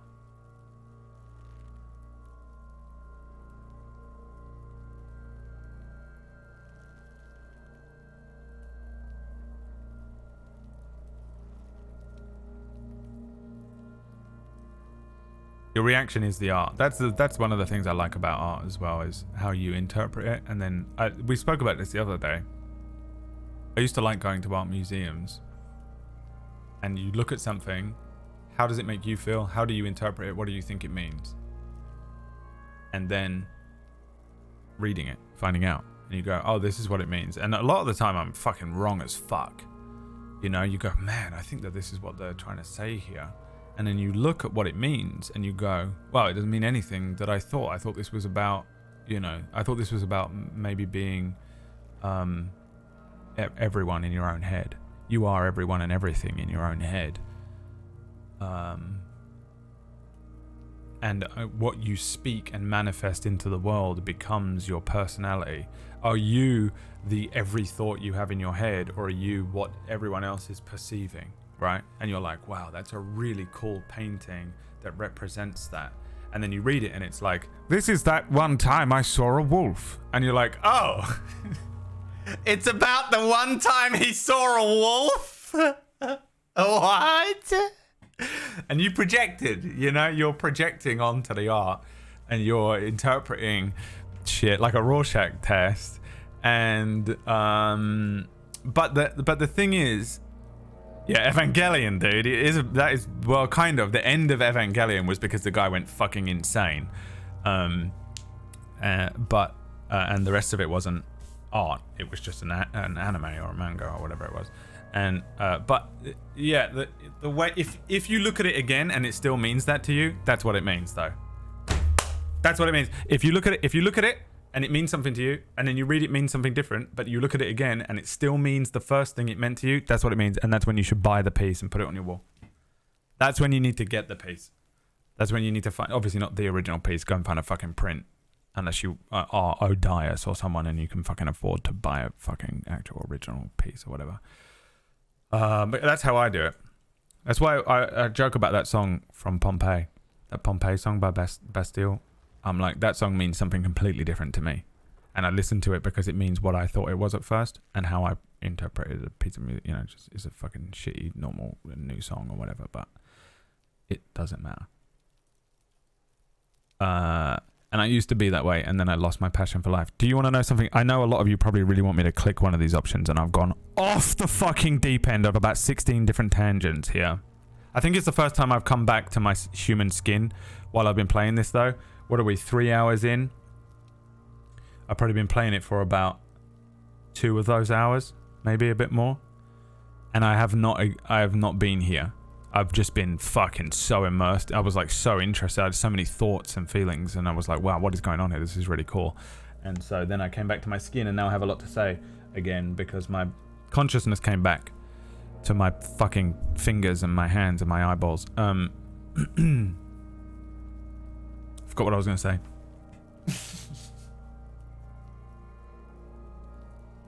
Dude, why doesn't my brain work?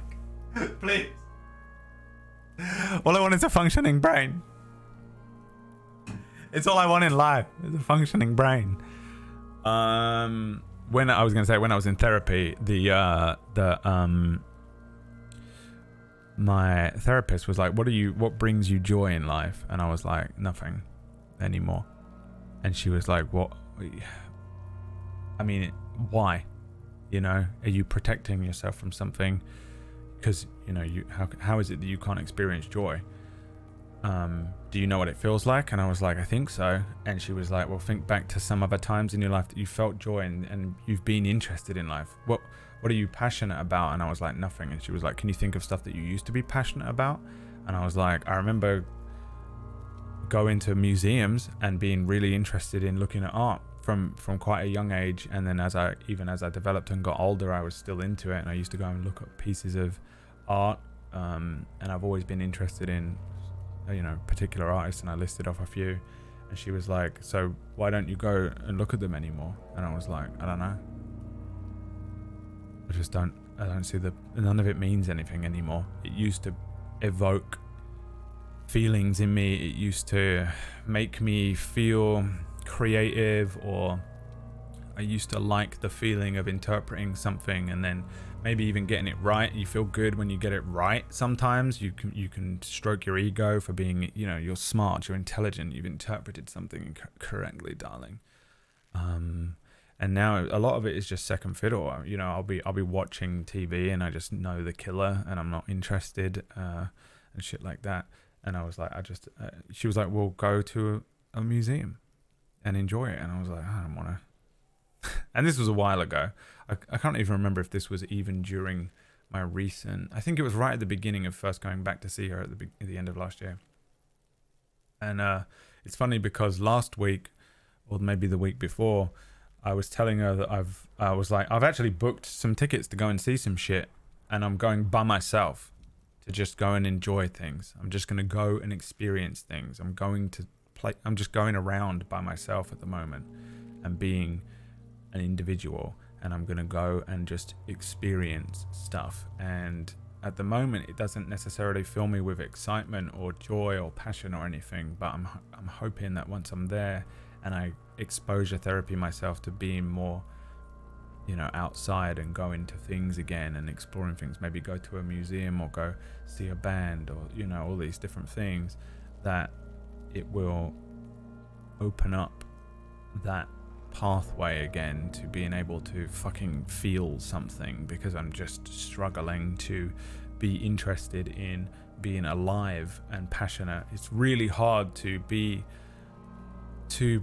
interested and passionate and feel joy and you know, have fun on any real level beyond a very simple surface level when you don't really care about anything. And I don't, and it's been a thing that has been slowly sapped away from me over the many years of my life, where I felt a lot of let down, and I've put a lot of effort into stuff and it's been taken away, or, you know, stuff like that will happen, and just sadness, general sadness feelings and stuff, and you just stop caring. How long have I had a dead man hanging on the screen as well? And it goes away, and you really have to work to keep that, because I think a lot of people will probably take their own lives if they're in an extreme state of pain.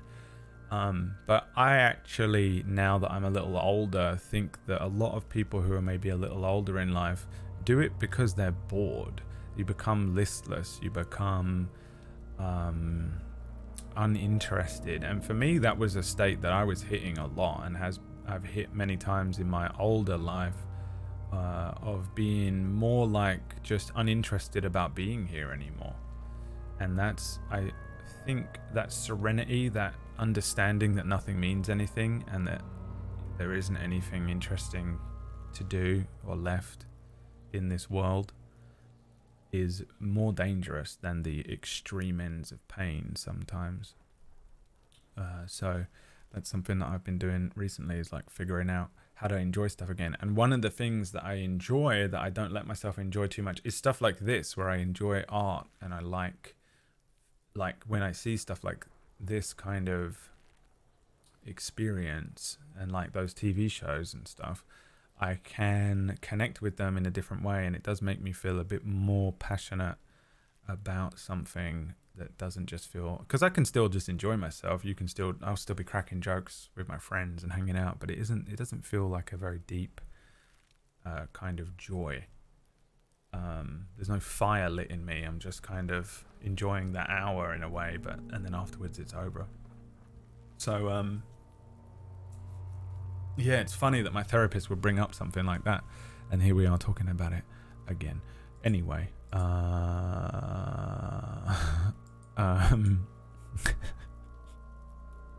you guys were just like, I guess I'll chuck on Brad's stream while I'm doing my work.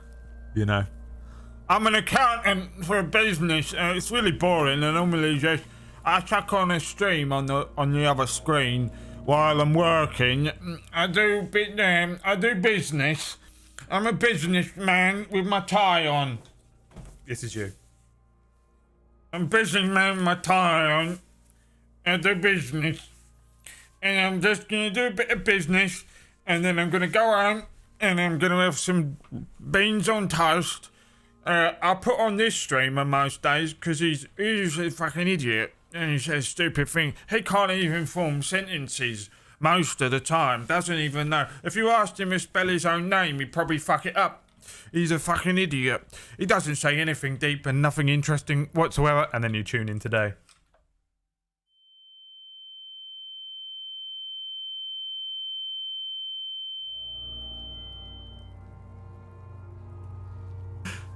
Fucking just trying to chill, man. Trying to chuck something on in the background while you work, and I'm like, so the deepest expression of pain and listlessness as you float through this life, ready to fucking take yourself off this rock because, quite frankly, you're bored and nothing more. While a fucking hanging man sits on the screen for the last 30 minutes. Alright, we'll carry on playing. How long have I got anyway? Probably PB's going to start a stream soon. Maya's coming to my house tonight as well, and we're going to watch PB stream and chill out and fucking hang and eat some pizza, I think. So, he hasn't messaged me, so I don't know what the plan is or where he is or anything. He's going to show up at some point and the dog's going to be like... Let's see what he said. So, the Sabatons dangle off the man's decaying form, ageless and synthetic. That probably means more as well, right? Ageless and synthetic. Things that are ageless and synthetic are not interesting, you know? That's the beauty of life. That's why it's not interesting to be religious, because you think it lasts for you become ageless, but it's synthetic. Oh! Got ya. You know, the beauty is that we're here for a flash. We get a moment, and in that moment we feel all those emotions. We experience all the fucking magical things you experience. Extreme pain, extreme joy, the look of a newborn child in your arms, the fucking bounce of a puppy, the death of your best friend. All of those things, brief, beautiful, real. Things that are ageless and synthetic are not. He can do it if he wants. He can do it if he wants. He chooses not to. Okay? Shut up, Lollip. Subscribe to Lollip. Ageless and synthetic. Fucked. It is. The material looks out of place. The lieutenant draws a line in the condensation on the ceramic with his index finger. We've requested similar material for our tactical units for years now. The constabularies deemed it too costly. In that time, we've lost 6 men to semi-automatics. For a full set, about 4 years of wages. Ka-ching, baby. That's a lot, I take it. Logan Paul. Logan Paul seeing a dead body hanging. Ka-ching, baby. As a wage, it's regrettably small. But for a piece of hardware, yes, that's a lot. We don't have an exclamation lurk command, do we? What should it say, Lollip? You're a real streamer. Going on my Hinge profile. It'll just match you with me, Annie, and then we'll be back at square one. The two of us going, no! Stay away from me! The two of us looking at each other from across the room. Stay the fuck away from me! You're my best friend.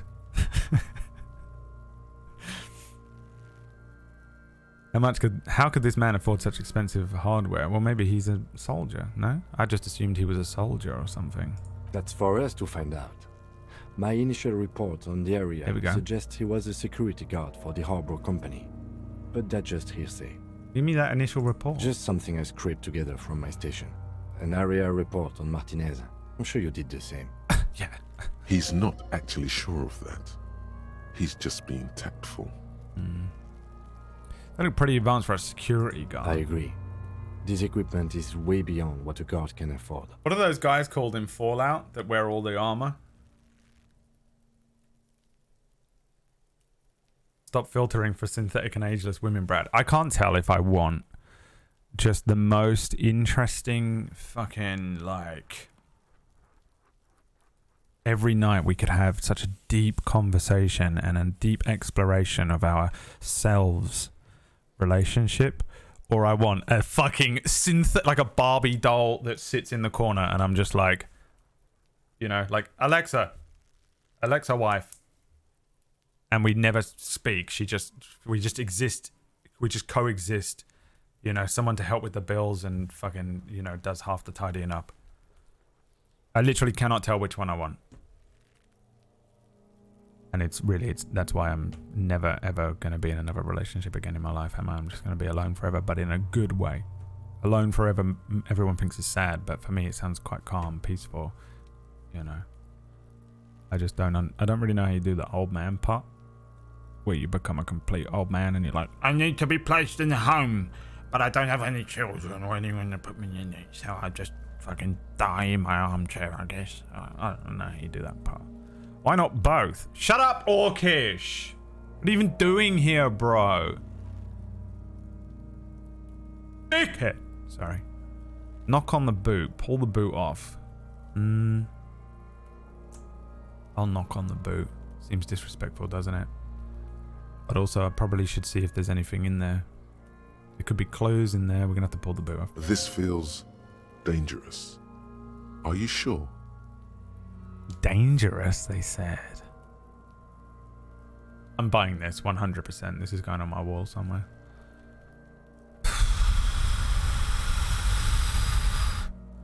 He says, thinking about the tax bill that he just paid where he hasn't got any money to pay for something nice like that for himself, and therefore what's the point in living?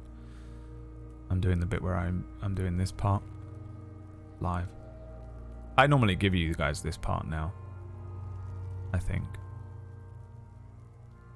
I kind of want to do, I feel like there's going to be like a written, there's going to be a little note in his boot or something, but I'm scared that the game is going to be like, that's disrespectful and you took his boot off. But I'm like, well, I'm a detective, I need to do this, you know. Someone's got to cut him down and do an autopsy, but it doesn't seem like the police here is like a traditional police thing, so I don't know if we even do autopsies or if there's a mortician or anything. The stench fills your nostrils. As you push downward, an ominous creaking sound comes from above. Stop! The lieutenant's voice is sharp. He looks at you with the boot under your arm. Pig's gonna pull his head off. Oh, his head's gonna fucking come off. Brutal! Let go of the boot. What's wrong with you, asshole? Why is he letting go, Kuno? I don't know, baby. I don't know why he's such a... Officer, if I may ask, what were you trying to achieve by putting on the deceased foot? Knock on the boot. A small bell-like sound fills the air, like tapping on the side of a porcelain cup. Suddenly, your biceps coil up. Your elbow is sharp and cocked for a punch. Bro, it's fucking so fucking cool looking. Look at that. I know that we've seen it before, but every time I see these fucking things, I'm so into it. I wonder if that guy has got other... I want to see the rest of his work, but I also don't want to see, like... If I go on his Twitter, this artist is going to show me, like, the final scene in this game has probably got, like, this fucking incredible magnum opus piece of work that it's just going to ruin everything. Sounds fragile. It's anything but. This material is a kinetic redistributor. It spreads kinetic energy horizontally, from plate to plate, dissipating it entirely. See? I may be fragile, but I'm not fragile. When she said that in Death Stranding. Oh fuck, Lollip's here. I think she left, thank God. This material is a kinetic redistributor. It spreads kinetic energy horizontally from plate to plate, dissipating entirely. Black Panther. Faint, organic lines cover the plates where they separate into smaller ones. These plates then divide into smaller plates until there are hundreds of them altogether. That's cool. Like the scales of some ancient white monster, cracked and pearly. Yeah. What are we talking though? Dragon? Whale? Ahab? The cadaver slowly twists on the cargo belt, his torso covered in tattoos, and extremities blotched pink and blue. Cargo belt as well, which means it probably is from the dock, right? Inspect the belt. The hangman's knot is pulled tight by the weight of the corpse below. Yellow, hard-edged polyester cuts into his neck. Above, a sliding buckle ties the belt to the branch. Just a wash of color for the head. Well, that's like, and then some detail. Yeah, like it seems like a lot of them are like that. The head becomes this. The head is the interpretive part, and the body remains still, which is what they were saying in the game earlier on. He was saying that like my head is trying to kill my body, right? Because the body? Nothing in your body really thinks.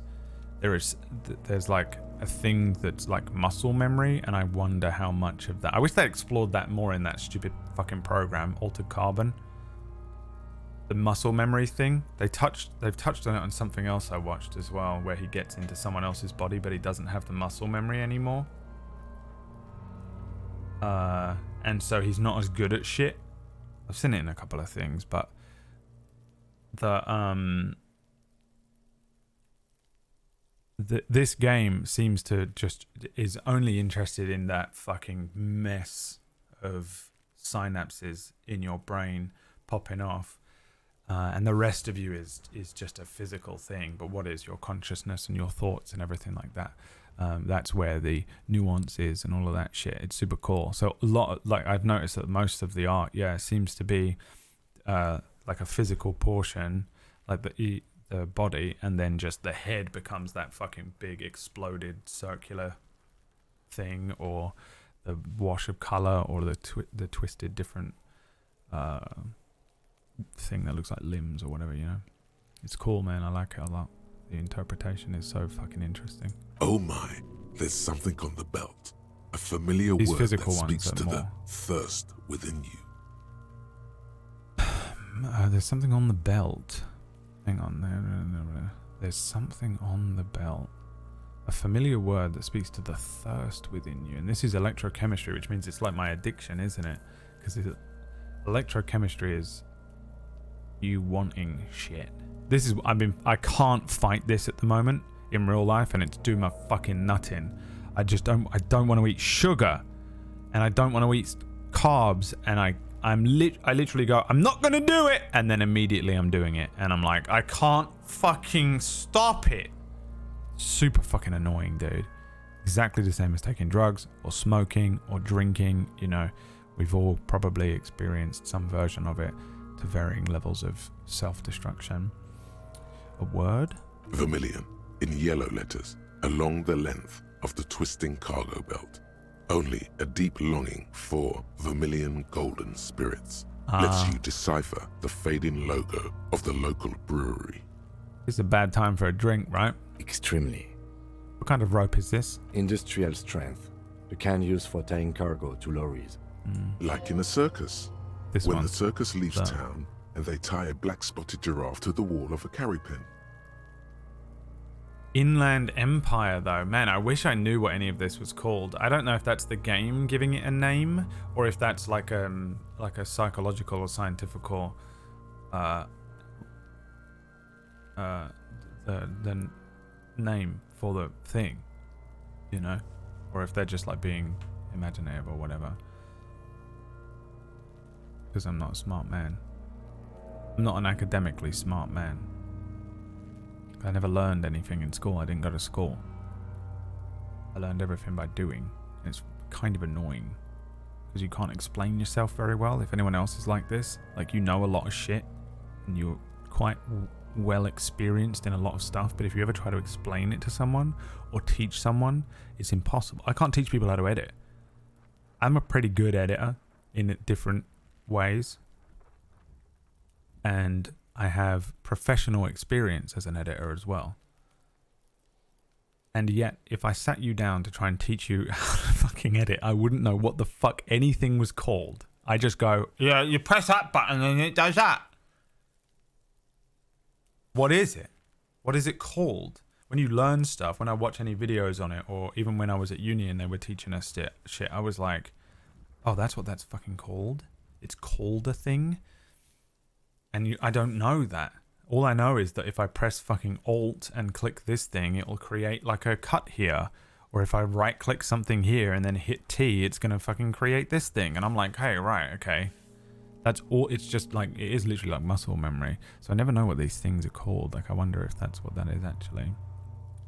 In a circus, when the circus leaves town and they tie a black spotted giraffe to the wall of a carry pen, like in a harbour. Yes, it looks like they used whatever was on hand, paying no attention to not incriminating themselves. We're assuming dock workers from the harbour did it. They sure wanted him to stay there. The polyester seems strong. How did they even get him up there? I'm going to assume dock workers from the harbour did it. The brief suggested as much. Politically motivated by the ongoing strike. Did you not get a briefing? My past has undergone total annihilation. Nothing remains. My mother, the love of my life, certainly not a briefing. Okay, you should ask me for one the first moment we get. Alright. The polyester seems strong. It's not merely polyester. It's steel reinforced. See these lines? This is where the wires run. I see rabbits for more than 20 strands. This makes getting him down much more problematic than I had assumed. I mean, does it really? How did they even get him up there? A noose is one of those things that's easier to use one way around. I think they lassoed the branch, then pulled on the belt. Buckle closes. It's what I would do. Seems easier than climbing up there. The cadaver hangs from the cargo belt, limbs limp and torso covered in tattoos. I'm in the eye. His eyes are milky white and blind to the world, protruding comically from their sockets. There is no one home, just subaquatic terrors there. Dark brown hair grows on his head. His face is ready to explode from the organic processes inside. The death's head grin has passed. What remains is an unrecognizable mess. The writing in this is fucking good as well. This is an Estonian person.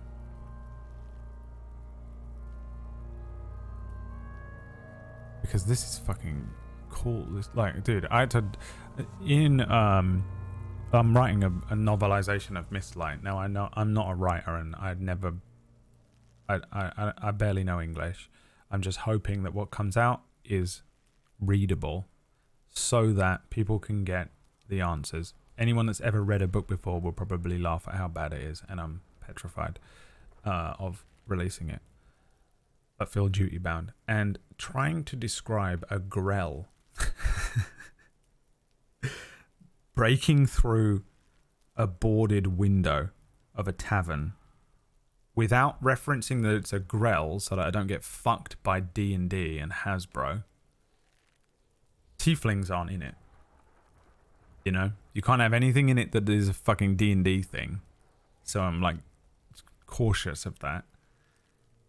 Was so difficult for me while I tried to describe this fucking grell coming through. A grell is basically a giant brain-looking thing with a beak and tentacles. And in Mistlight, it's not. They're small in D&D. In Mistlight, the one that attacks them is huge. It's like the size of a horse, and it breaks through the side of a fucking tavern trying to attack them. It's one of the first things that they fight, and it is the first thing that they fight in the actual campaign. In the book, it's a bit different. And trying to describe that shit was so difficult. I was like sitting there just ruining the day I chose a grell to be the first fucking thing that attacked them in that campaign.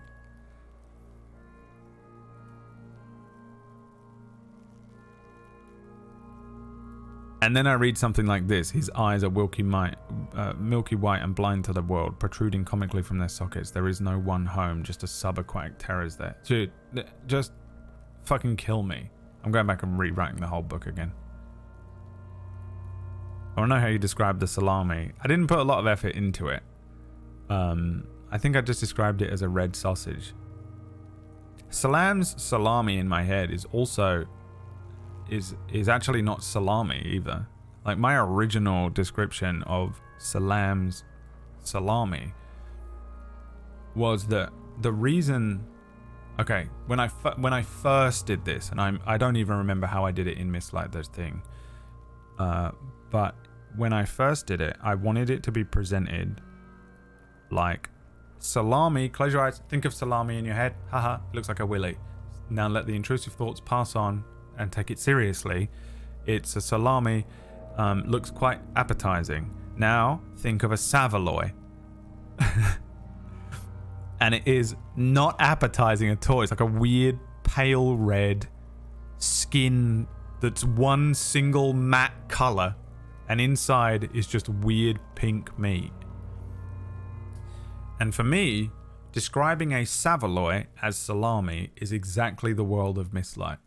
It is not nice. It is not a nice world to live in, because it's perpetually nighttime. Everyone's dying off slowly. The world is basically ended, and you're enclosed by this demonic, evil fog. And it's like, in my head, it looks like Bloodborne. You're not getting a nice piece of salami. someone will offer you salami and hand you a saveloy. Right? That's the point of Salam's salami. And everyone, even in both the first and the second campaign, because the second campaign was a soft reboot of the first one. In the second campaign and the first one just went, haha, salami, funny. Which is all good. Like, it's supposed to be funny too. Like, Salam was a comical character in the first, in the Mind Harvest. And he's not in the second one. He's long dead. Which was a quiet secret reveal that I had to deal with at first. Because it's, you know, a long time. It's been many hundreds of years. I mean, let me see how I describe the salami for you. I'll do it only because you're Void Smoker and I wouldn't do this for anyone else. I don't know what I wrote for it. Salami.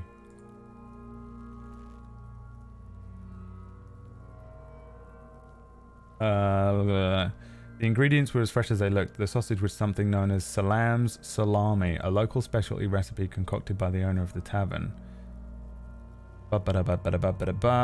Merlin was rambling about something again. That's it. That's it. Not even a blip. That's the end of it. Just says something known as Salam's salami. I'm sure I described it somewhere else though, because I described it as a red sausage. Let me see if I Google sausage. Google Control F sausage. We're eating what appeared to be sausages. The sausages were bright red in color. That's it. Which doesn't bode well, I know, for the description of some of this stuff. Some parts of this I did think was quite nicely described.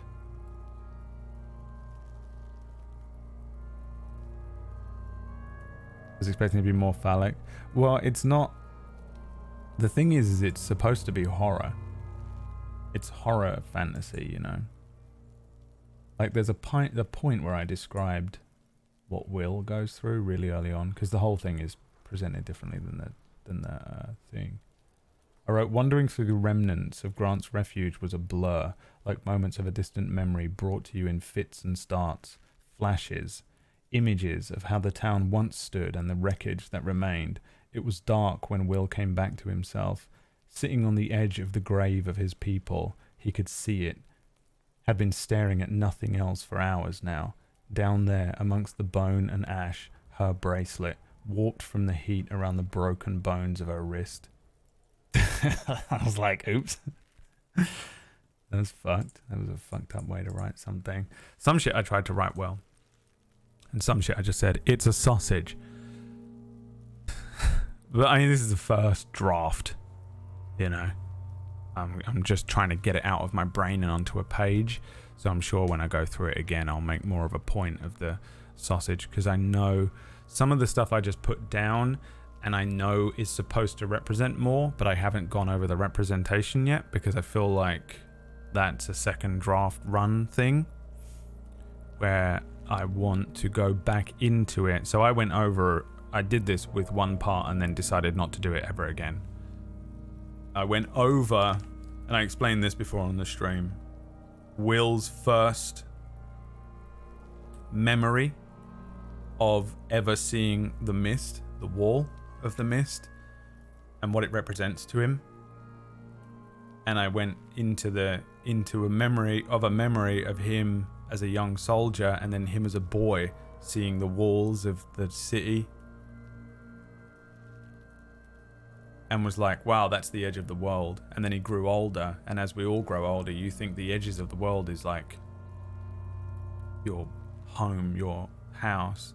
And then you get older and you realize that it's the town that you live in. And then you get older and you realize there's a whole country out there. And maybe you go out, you fly to another country and you realize there's a whole world out there of different things. And your experiences grow larger and larger and larger. And his experience is that he sees the edges of his town, the walls that are around Guardia, his hometown, as one thing.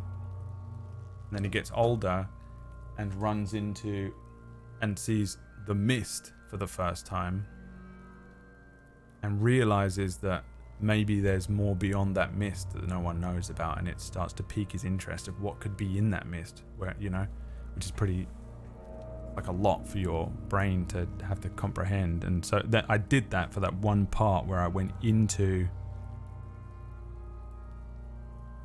like a bit that I just wrote, oh, and Will saw the mist, and then I went, wow, how would that feel for him? And I went into it and deeper and deeper and deeper, and then wrote the whole fucking thing. And then I went, okay, I need to not do that now. I need to get everything out onto the page and then go back, and then I'll go line by line and add and add and add and add stuff that will have double entendre and meaning and stuff. Let me just check something.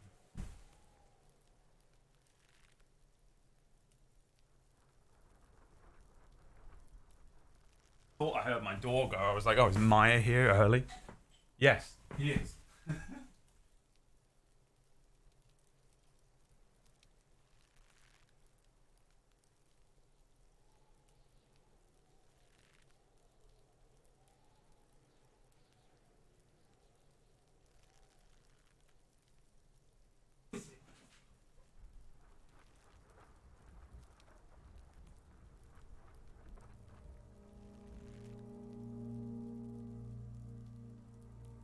Wanna come and say hello to the stream? You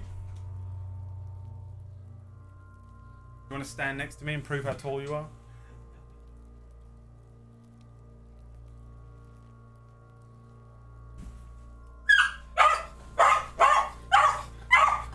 I'm the same height as you, bitch.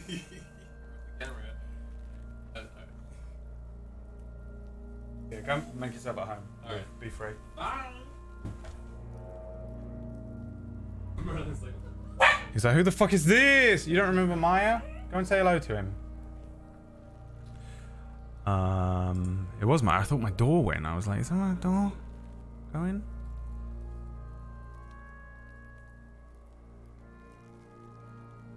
Fucked my thing up, didn't I? Here. Are you taking pre-orders? No, I don't know how we're gonna do any of that yet. I need to talk to Whack. Figure out. I think it's funny that you said I was a great writer, but then you make something like this. I still don't know how what I've sent you to make you think that of me.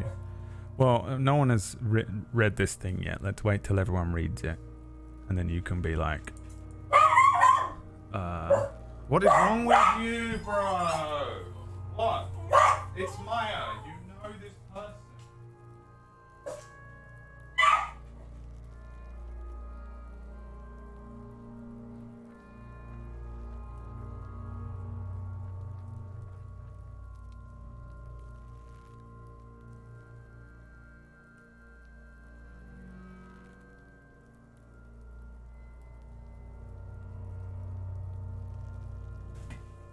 Fucking insane old dog. Okay, let's finish this part of the game and then I'll probably save it and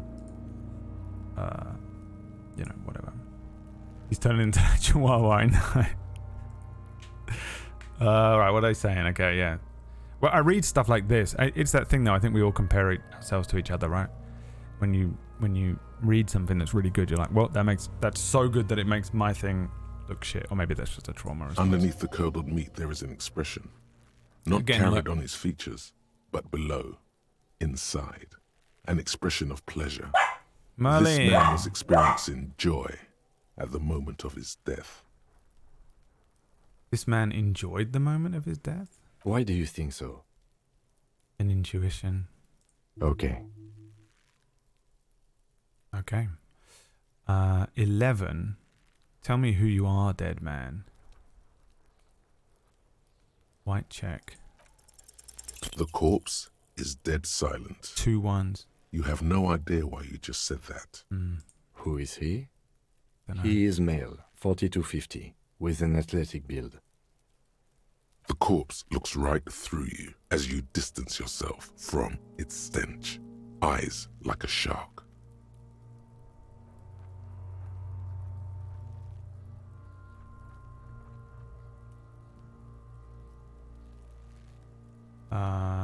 Squint and take... Oh, inspect the tattoos. I didn't do that. An intricate web of blue lines stretches across the torso, from the right shoulder to the solar plexus. Each time they intersect, a small white star is formed in their crossing.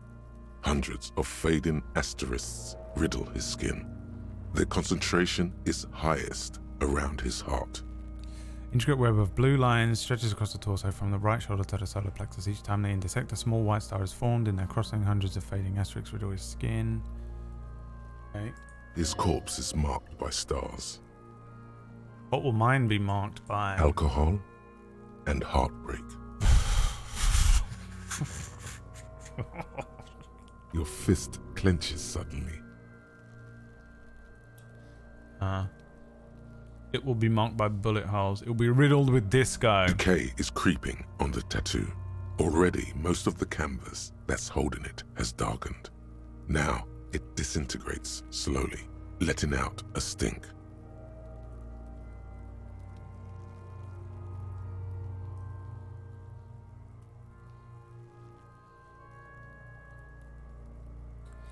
Decay is creeping on the tattoo, almost marked to the canvas. Is this a map of the night sky? Is this a microelectronic pattern system? Is this a national pattern? Decay creeping on the tattoo already. Let me see. Intricate web of blue lines from the right shoulder to the solar plexus. Each time they intersect, a small white star is formed in their crossing.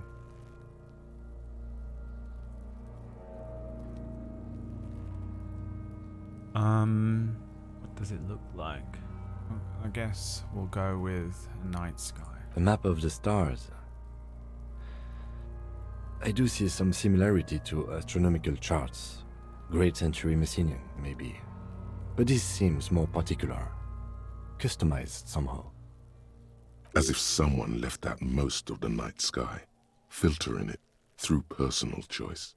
The principle of this filter remains unknown to you. The thought dissipates, and you feel as though you were only half right. So am I.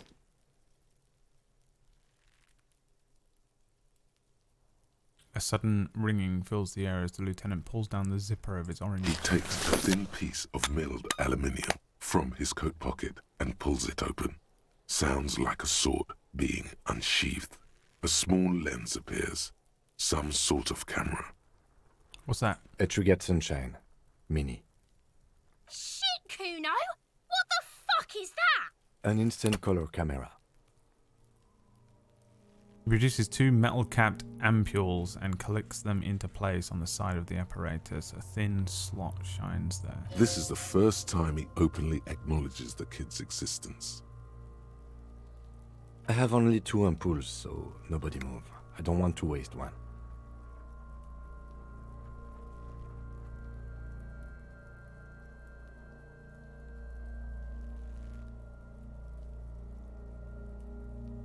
A sound, a shrill flash, followed by the breaking of a small ampoule of glass. You see streams of color pour onto the thick, glossy piece of paper, rolling out. Trying to look at the tattoo. It doesn't look like the night sky to me anymore, but it doesn't look like any of the things either. It looks like something from fucking Borderlands. In case we need it. The lieutenant says and shakes the paper, letting it dry on the cold wind. On it, a color-perfect copy of the dead man's tattooed chest. Cool machine. Wow, what a cool machine. What do we need this photo for? It contains insight to the victim's person. By his build, I'd say this was a man of physical violence. The story he wanted his body to tell was important to him. It is his letter. To us. Someone should decipher it. We'll need to show it around. Okay. It's not my photo. I'm not going to take it. Here, a souvenir. Give it to me anyway. Don't lose it. He hands you the piece of rolled up photo paper. It's no larger than a pack of cigarettes. The glassy-eyed corpse looks by, his mouth mute and his skin as colorful as the chemical rainbow on the photo paper. Team. You've acquired an interactable item. Investigate this item further by going to the Interact tab in your inventory. Thank you, English woman. Squint and take a step back. As you narrow your eyes, the monster before you blurs into a violent mess of green and pink. Only the lower extremities are pink with a dash of blue. his fatted hands, thighs, and his neck, just above the noose. The rest of the corpse appears dark green in the cold spring air. Green in spring. I'm squinting, Kim. Why am I doing it? Stop. Relax your eyes. The cadaver slowly twists on the cargo belt, his torso covered in tattoos, and extremities blotched pink and blue. So how do we get him down? Are you sure we finished the preliminary examination of the cadaver? We might miss some of these things once he's done. Fine. Step back and have another look. The cadaver slowly twists on the cargo belt, his torso covered in tattoos, and extremities we're done. The steel reinforced belt presents a unique challenge. XP, but I brought chain cutters, but I don't see a good angle of approach to the belt. The cadaver is a good 1.2 meters up. Neither one of us can reach the belt without assistance. And even if we do, there's the question of cutting it. Can't someone else do it? We could saw the branch. Seems like a lot of hassle. Let's not do it. Maybe we could shoot him down. Maybe we can ask for help from the harbour. I'm out of ideas. I mean, probably we could climb up, but like... If you had a saw... Oh wait, no, it's metal, isn't it? We could saw the branch. Climb up there and saw the branch? Yes, either one of us could do it. We could use the kid's ladder on that side of the tree. I don't trust that ladder. The assailants didn't use it. It's rotten and less sturdy than it looks. Okay. And I don't see another good way up there. Okay. Honestly, I prefer a non-acrobatic solution to this. He looks around and then at you. Why? Clown cops climb tree, fall down. Enraged cop assaults children after falling from tree. 100% what's gonna happen. Cretin cop, they like that word, saws the branch he's sitting on. Literally. Local children report corpse mutilation. Okay. Fuck yeah! Climb that shit, monkeys! See, you're only making them do those things less. Can you see into the future, Kim? I'm not afraid of newspapers. We shouldn't be. So we're gonna just let those kids bully us into not doing our work. You're right. The risks are too high and there are too many. Yes. We should use acrobatics as the very last option. After we've tried everything normal. Oh, these have got to be the most fucking boring mulka parts I've ever seen. Maybe we can ask for help from the harbour? I was really hoping we wouldn't. The Union appeared to be suspect in this case. It seems like a dangerous route to go down. Confirmed. It's unsafe. Let's reconsider. But what other options? The corpse twists on the belt, like chicken on a skewer.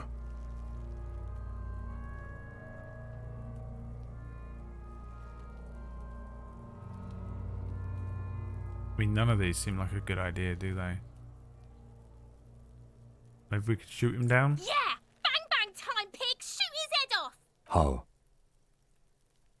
I don't know. Just, shoot up there. Point towards the branch. Just shoot the belt, the bullet will break it. It absolutely will not, officer. That's not how physics work. It will maybe cut one thread loose. Yeah, now we're talking. Entertain a Kuno with some shit. They'll miss! The pigs will miss Kuno! The lieutenant is undecided. On one hand, he wants to shoot some gun. On the other, it's an awfully stupid idea.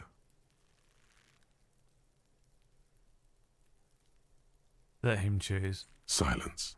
With his elbow sharp, the lieutenant unzips his jacket and produces a lightweight firearm. He drops a paper cartridge in the barrel, separates the scouring stick, and gives the cartridge 5 tucks. It's a fucking flintlock? What the fuck is this thing? He then steps back and assumes the fellow's desk position, taking aim.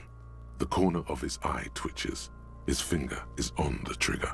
Shoot that motherfucker down! He's gonna fucking miss! The kid's voice is drowned in a shrill blast that echoes off the walls of the surrounding tenements. A cloud of smoke slowly parts in the air as the lieutenant steps back and says to himself, God damn it. He feels bad about it. About his eyes mostly. Just having bad eyesight. Probably from a young age. Whatever you do, do not console him.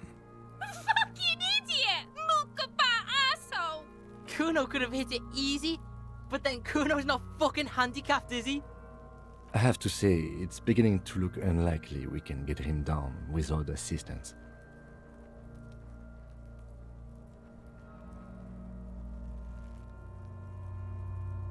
I'm out of ideas. Yeah. Yes, we do. We would literally have no choice. We could leave him. I feel like we have to just leave him. We are not getting him down already. Not getting him down is a task that's already accomplished. Sadly, it's not our job to keep him up there, but to get him down. I can pull his head off. How do you plan to get him down then? With social sensibility? Are you going to educate him down? Can't someone else do it? Someone else? You mean like the police? I mean someone who's below detectives. Someone like a paid garbage man? Or a cleaning crew? I have bad news for you. That is a detective.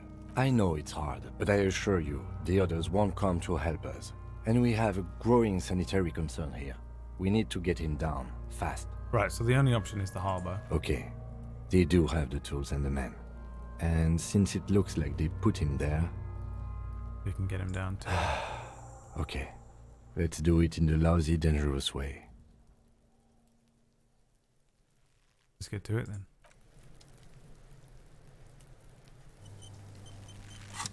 Auto save. I was about to ask how I save the game. Because this is the end.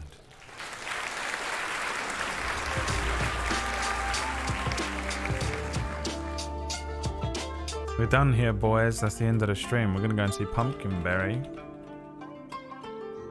And I'll be back tomorrow. No, I won't. I will not be back tomorrow. I'm sorry. I've done the awful thing of starting a game on a Monday and not continuing on a Tuesday. I'll be back on Wednesday for more of this. It gives people, VOD watchers, you've got 2 days to catch up. We'll be back on Wednesday at 1 p.m. UK time, which is 8 a.m. Eastern, or whatever that is for the rest of you. I actually dig this game a lot. I really like it. And I guess we'll see if it carries on. I quite like the style that it's being presented as. And I guess it's an investigation game, it turns out. LA Noire. This is what, the fucking 4th game in a row? LA Noire, Deadly Premonition, Kingdom Come Deliverance, and then this. They're all just investigation games. But this one's cool, man. I hope I don't get bored of it. And that'll be that, man. Thanks again for hanging out. I hope you had a wonderful time. I had an interesting time, and I'm going to go and actually entertain the guest that's sitting in my house. See you then. Peace out. Thanks. Bye, bye, bye.